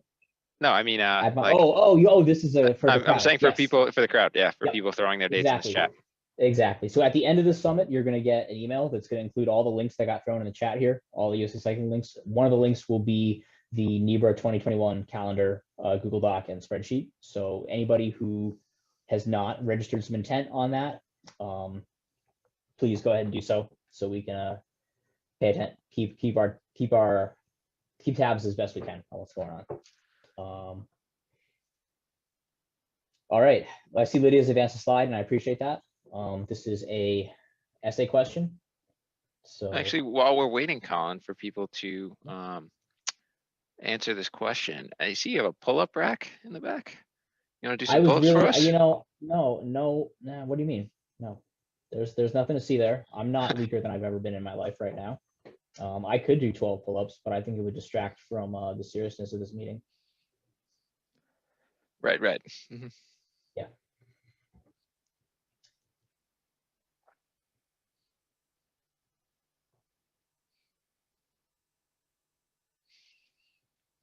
I think retention rates for turnover is going to be really interesting to see. I do think everyone's life has gotten turned over this year, and I think some people left cycling and are never coming back, and a lot of people started riding and are here and don't have any idea what they're doing. So it's going to be like every year, but even more so. And I think Danielle and Brian's experience backs that up with new racers. Let's see what else do we have for interesting answers here. We've got interstate travel restrictions.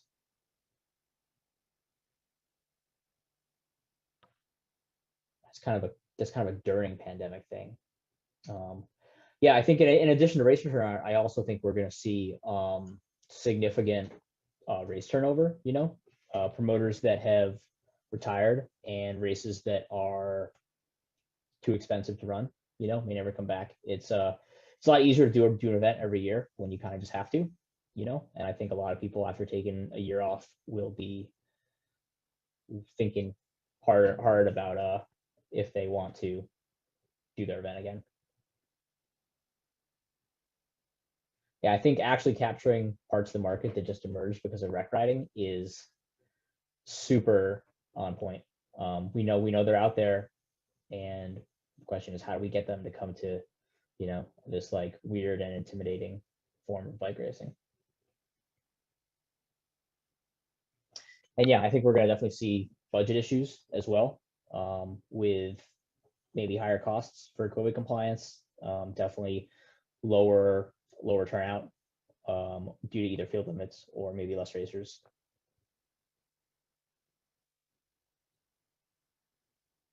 So yeah, total event cap speaks to that as well.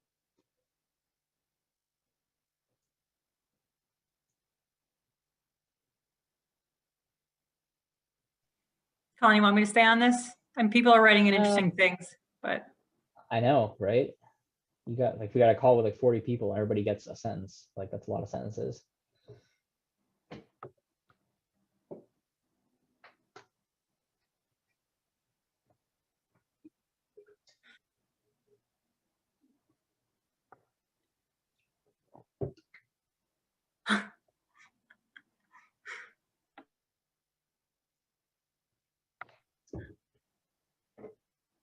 Yeah, I do think that right in the center there, after 2 years off, I think it'll be an issue to get people back. I think we're going to be pleasantly surprised on that front. And, I guess it depends on like what circle you're in. I do think there'll be a lot of people that don't come back, but I also think it will be offset by the number of people that are here for the first time. But I do think turnover will be even bigger than you've ever seen, for sure. I mean, we already knew that year to year, 30% of racers were new. So even when there's not a pandemic, 30% have never bike raced before.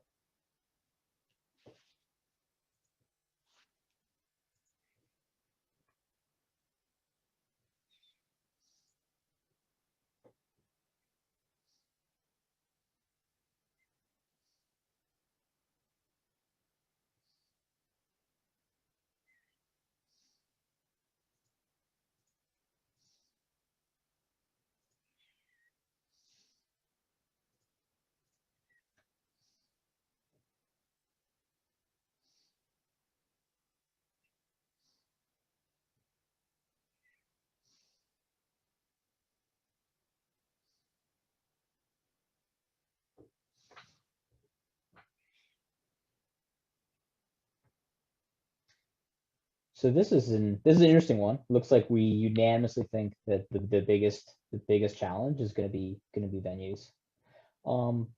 Brian, you've used a variety of venues for the CCAP events.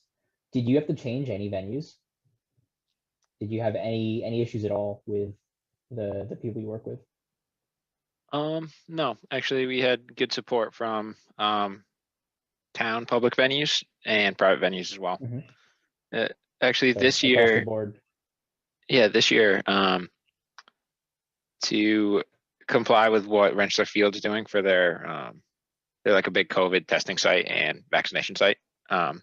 We don't have to change the venue, but we do have to change the course.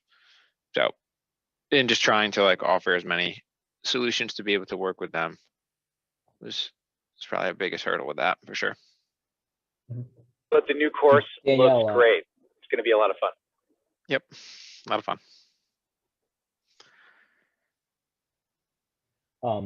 Danielle, is NHMS a entirely private enterprise? And were they just psyched for you guys to be there, or what was that like? Yeah, they're privately owned. They wanted us to start this year in April. Just freeze. But after I learned about the insurance issues, even with our private insurance for the event, I decided, just out of an abundance of caution, to push it back to July. And then the city, when we were going to do the concrete crit, was totally fine with having the race there. That's interesting. So even last summer, the city of Concord was like, yeah, go ahead, have a crit, no worries. They were. I actually talked to them about some of my concerns, and at that point, our race was a week before the NASCAR race, which was going to be held over at New Hampshire Motor Speedway. So, a few hundred people paled in comparison to the tens of thousands of people that were coming into the city. So it really was not a big deal to them at all. Yeah, it's super segmented because Rensselaer Field had gotten approved by the state to host like a god awful amount of people at one point, like last summer. So they were saying that our small training race was no concern at all. So it sounds like it's possible then that our perception of venue difficulty may not match the reality, and maybe towns are dealing with so many other events and gatherings that they have to make work that actually a bike race like doesn't seem as intimidating to them as it does to us. Hopefully.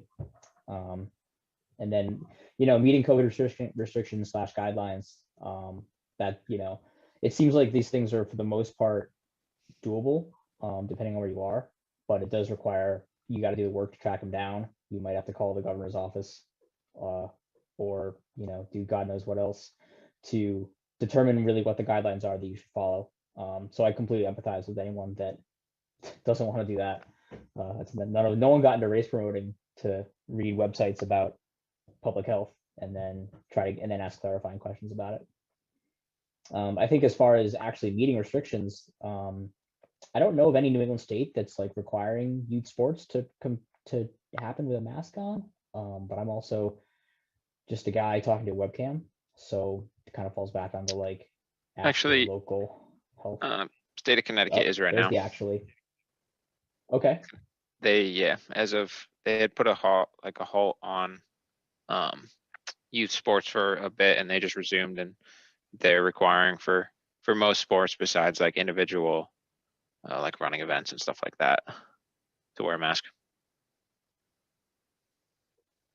Right, but that's the rules are very different per sport. My daughter runs indoor track, and she's required to have a mask on when she's basically on the sidelines, but when she's in competition, she doesn't have to wear a mask, which baffles me,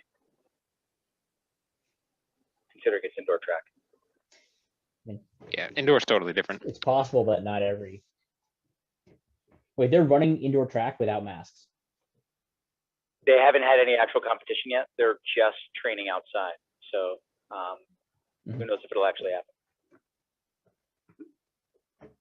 I'm wondering for the folks who wrote something else, if they could share what something else is.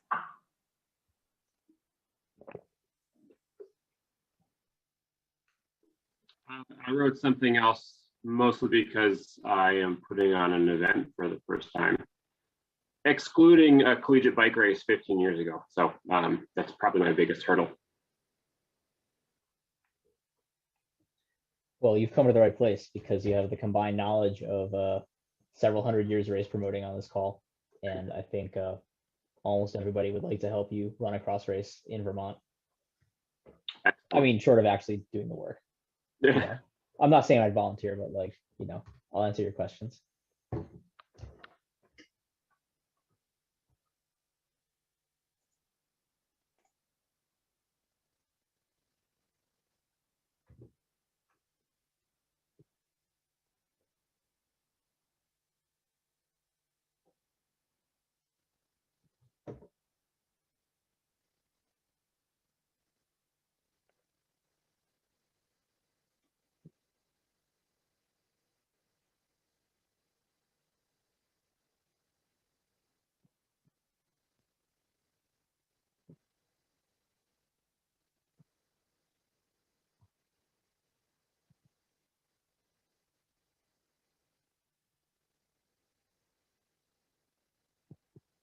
I can't believe how balanced this one is coming out.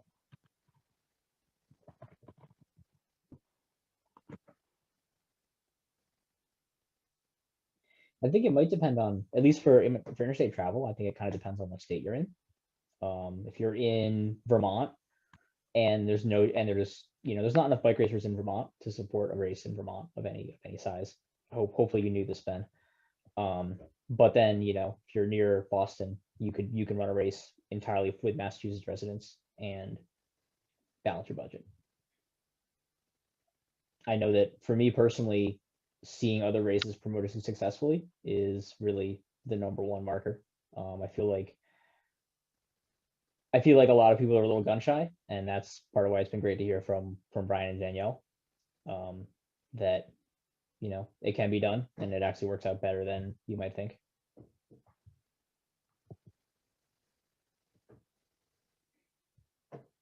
So we got 2% on something else. I mean, that's like probably one person. So we could put someone on the spot and say, type in chat what condition there is that we didn't cover here.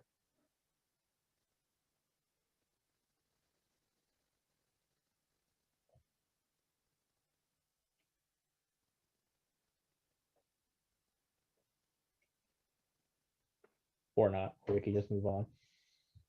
All right. So one thing that we always talk about here every year, and this is no exception, is the old how much should it cost to race a bike? How much do we want it to cost to race a bike? How much will people actually pay to race a bike?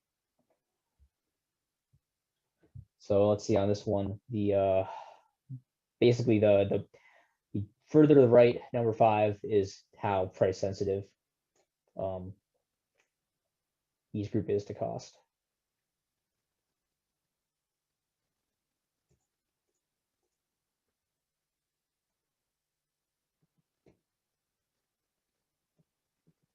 Is it safe to interpret that juniors means their parents? Like how I mean, this is sensitive interesting. their This parents is are to it? the never ending. I mean, you work with juniors. What do you think? I think it totally changes the answer depending on how you Yeah. interpret that. I don't think juniors are sensitive to it at all.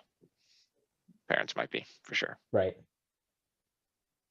Well, I guess when you get an entry from a 16-year-old, if the race costs twice as much, would you get that entry or not? You know, who knows where the money comes from? But more like, how do you affect your turnout? You can see from our bars in the background actually that let's see it. Adult women is like very divergent, right? Some people think they're very cost sensitive, some people think they're not. You know, it's a big flat one. Whereas collegiate, it just has that spike at the end. And then juniors, we appear to be split. Some people think juniors aren't price sensitive at all. Some people think juniors are very price sensitive. And that's actually probably true, right? Kids from a background of privilege are not price sensitive, and it's not an issue at all. Kids who are forging their own path in bike racing and maybe have parents that aren't that engaged, you know, maybe Nesca kids, for example, that have gotten into it through school but don't have, you know, parents that want to buy $5,000 bikes and drive everywhere. Those kids can be very price sensitive. So that makes sense to me. And of Colin, you course, can we also all- see that essentially on average, like it's a wash, which is interesting. on juniors, you mean? No, so the line down the middle is the average across all categories. Right.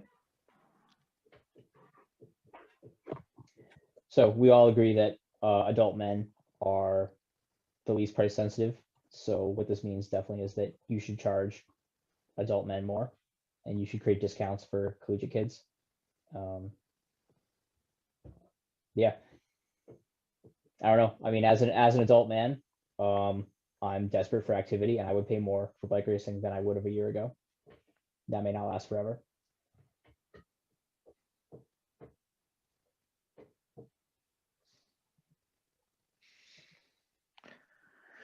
Ooh, great question. What's that? I said, great question. This is, because there's Should probably mute myself. there's 40 epidemiologists on this call, and we're all experts and able to prognosticate the future. Much like how last March we all knew exactly what would happen. So let's see what we think. But yeah, we had to define what normal meant, and I convinced Lydia that normal is anytime you can go race your bike without a mask every weekend. So maybe there aren't as many spectators. Maybe you can only have 50 people per field, but there's a race you can go to that feels like a regular bike race, at least while you're racing.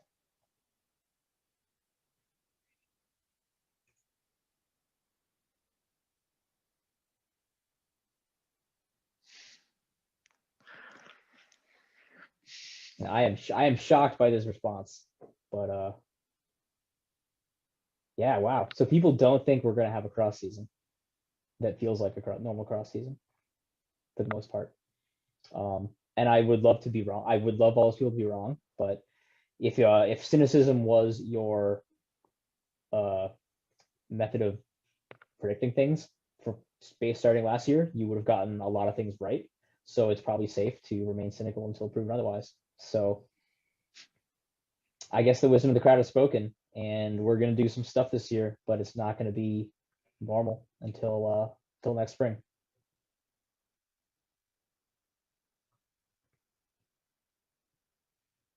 So this is a great idea. Let's crowdsource our financials to a bunch of people on a Zoom call that may or may not even be members of the organization. But we do have a board that actually makes this decision, but wanted to see in general what people think should be done with a couple $1,000 to help bike racing out when it's going through a very strange time.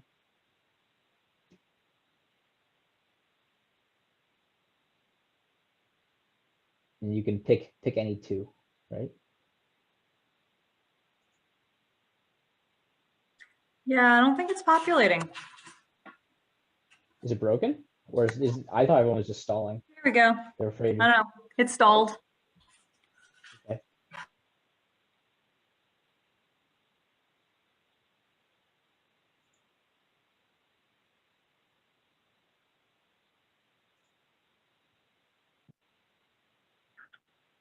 Everyone's showing an abundance of caution. Yep.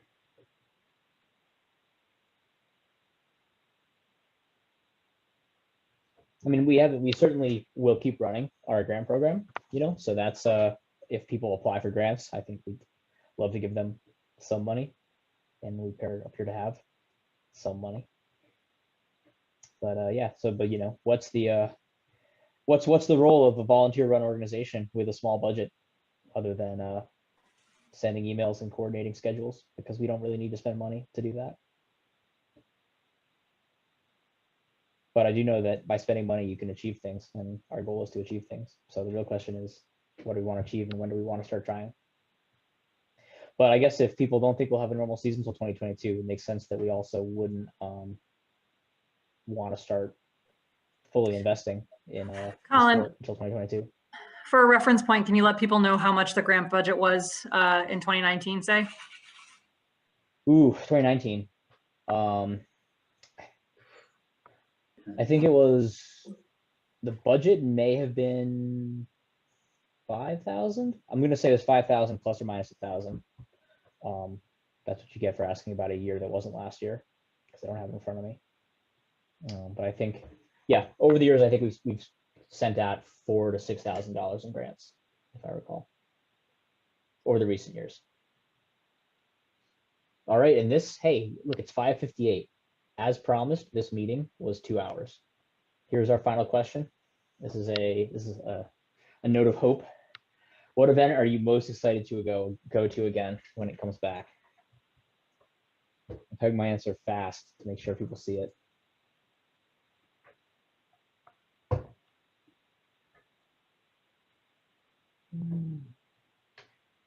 Wait, Gloucester cyclocross.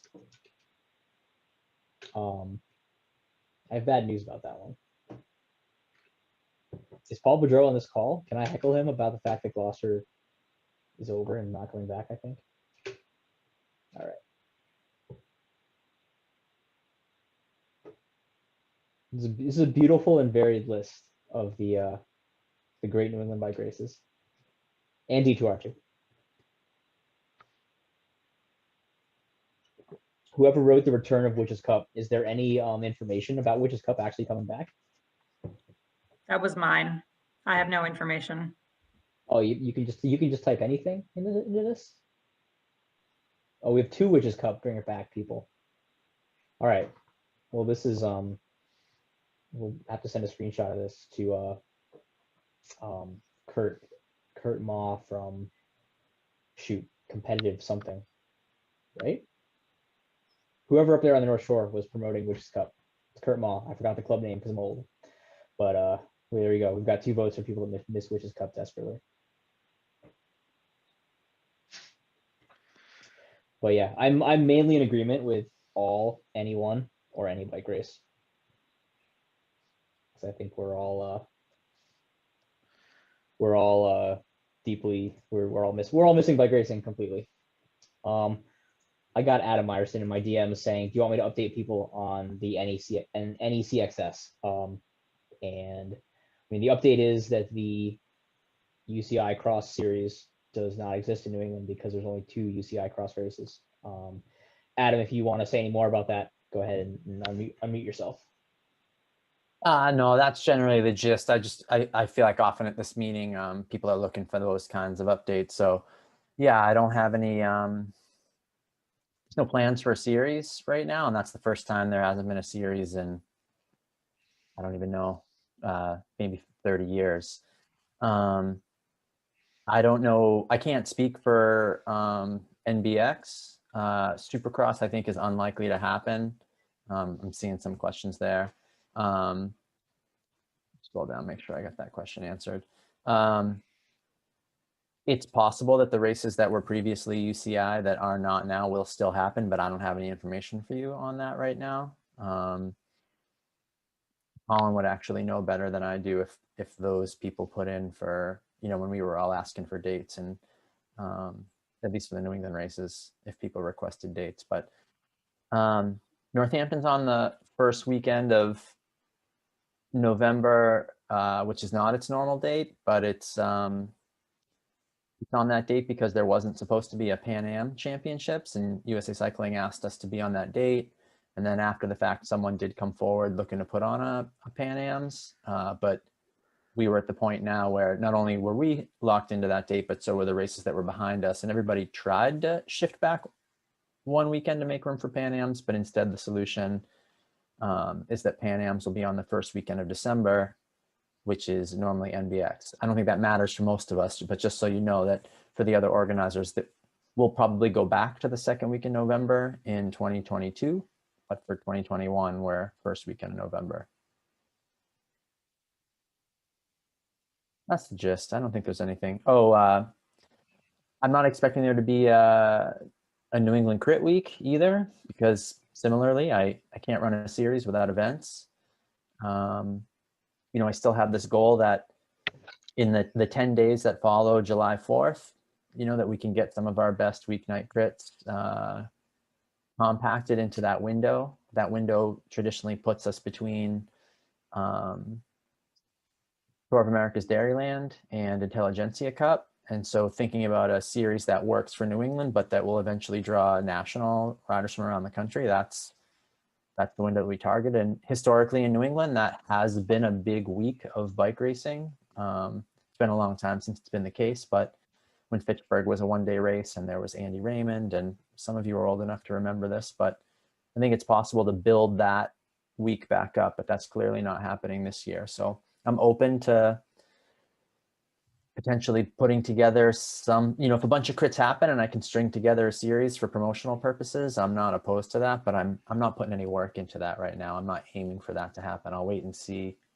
what people can put together before I start trying to boost what exists. That's it.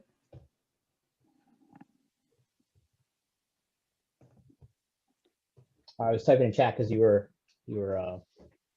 telling us what's up. But I was gonna say, so Alan Atwood just said it sucks to not have an ACXS this coming year, and he's absolutely right. That series has been part of why we have like the best cross scene in the country for years. I do think that if we go into the fall with signs of normal cross happening, normal on some level, that and if there are literally no series happening in New England, then I think Nebra and or Colin Road in the person will probably send some emails to see what can happen to coordinate some sort of cross series, and it's not going to be any CXS by any means, but it does. I do think we need to keep some sort of bigger narrative than just a bunch of random events. One thing I will put forward is without a series, the one thing that we do have, just thinking about national level, the biggest events, that makes Northampton and really rad sort of the big 10-day period of national level cross in New England. And I think you'll see riders coming in, making a 10-day trip out of that. A thing that we are really interested in, Colin, I meant to mention to you, I don't know if it'll fit for you or not, but it would be great if someone put on a big Wednesday night race between Northampton and really rad, and someone's interested in that and wants to talk to me about it, just to get some guidance or some encouragement and some assistance.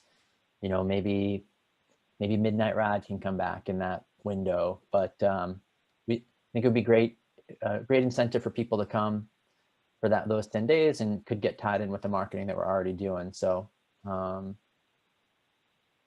yeah, keep that in mind. Yeah, it's going to be the return of Holy Week. Colder, darker, stronger.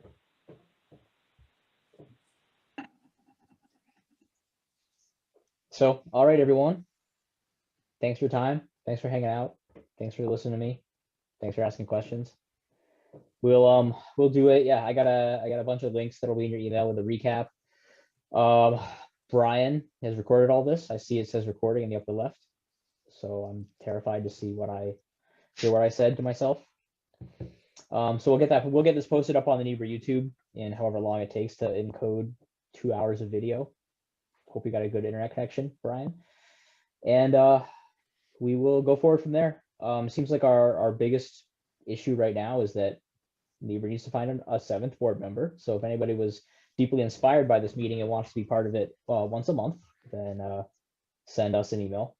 And we need to stay on top of scheduling stuff as it develops. People have a lot of enthusiasm, and I don't know if it's all captured in the old spreadsheet. So we'll keep sending scheduling emails. Nebra is we'll send out a consolidation kind of the best COVID practices, because I know Matt Stewart said he was basically following the CCAP COVID plan with Plainville. So I think that'd be good for everyone to see. People who need to kind of have like a bit of a blueprint that we've used successfully in New England, or at least in Connecticut. Yeah, so we'll get that out there with along with the notes from the meeting, and we'll keep writing on schedule stuff as it becomes available. And maybe someday we'll actually get some bike racing and can get back to normal. But apparently that's still gonna be 12 months from now, because the math. I'm a little nervous about being the spring guinea pig. I deeply appreciate that you are being the guinea pig. Are you running with a full full schedule? Like, sorry, are you doing 4 weekends, like all of March? Yes, but only from 8 to 12 as far as racing. So we don't have a full day, but it's half a day Yeah, basically. yeah. But you're gonna do it 4 times. I So am. I'm going at to the give it end a of it, shot. Either I you got either 2 prove in that it last year. works. Yeah. We have a new course, so it should be interesting. Is it a new venue? Yes. Our old venue got taken over by a giant refrigerator. They put up a huge refrigeration building. So yes, this is a longer course and hopefully, it'll allow for better distancing and stuff. It should be great. Cool. Should have moved to Connecticut this winter. All right. So yeah, thanks everybody for coming. Have a good weekend. Happy Valentine's Day. It was nice to see you all. Thanks, Thanks, Colin. Colin.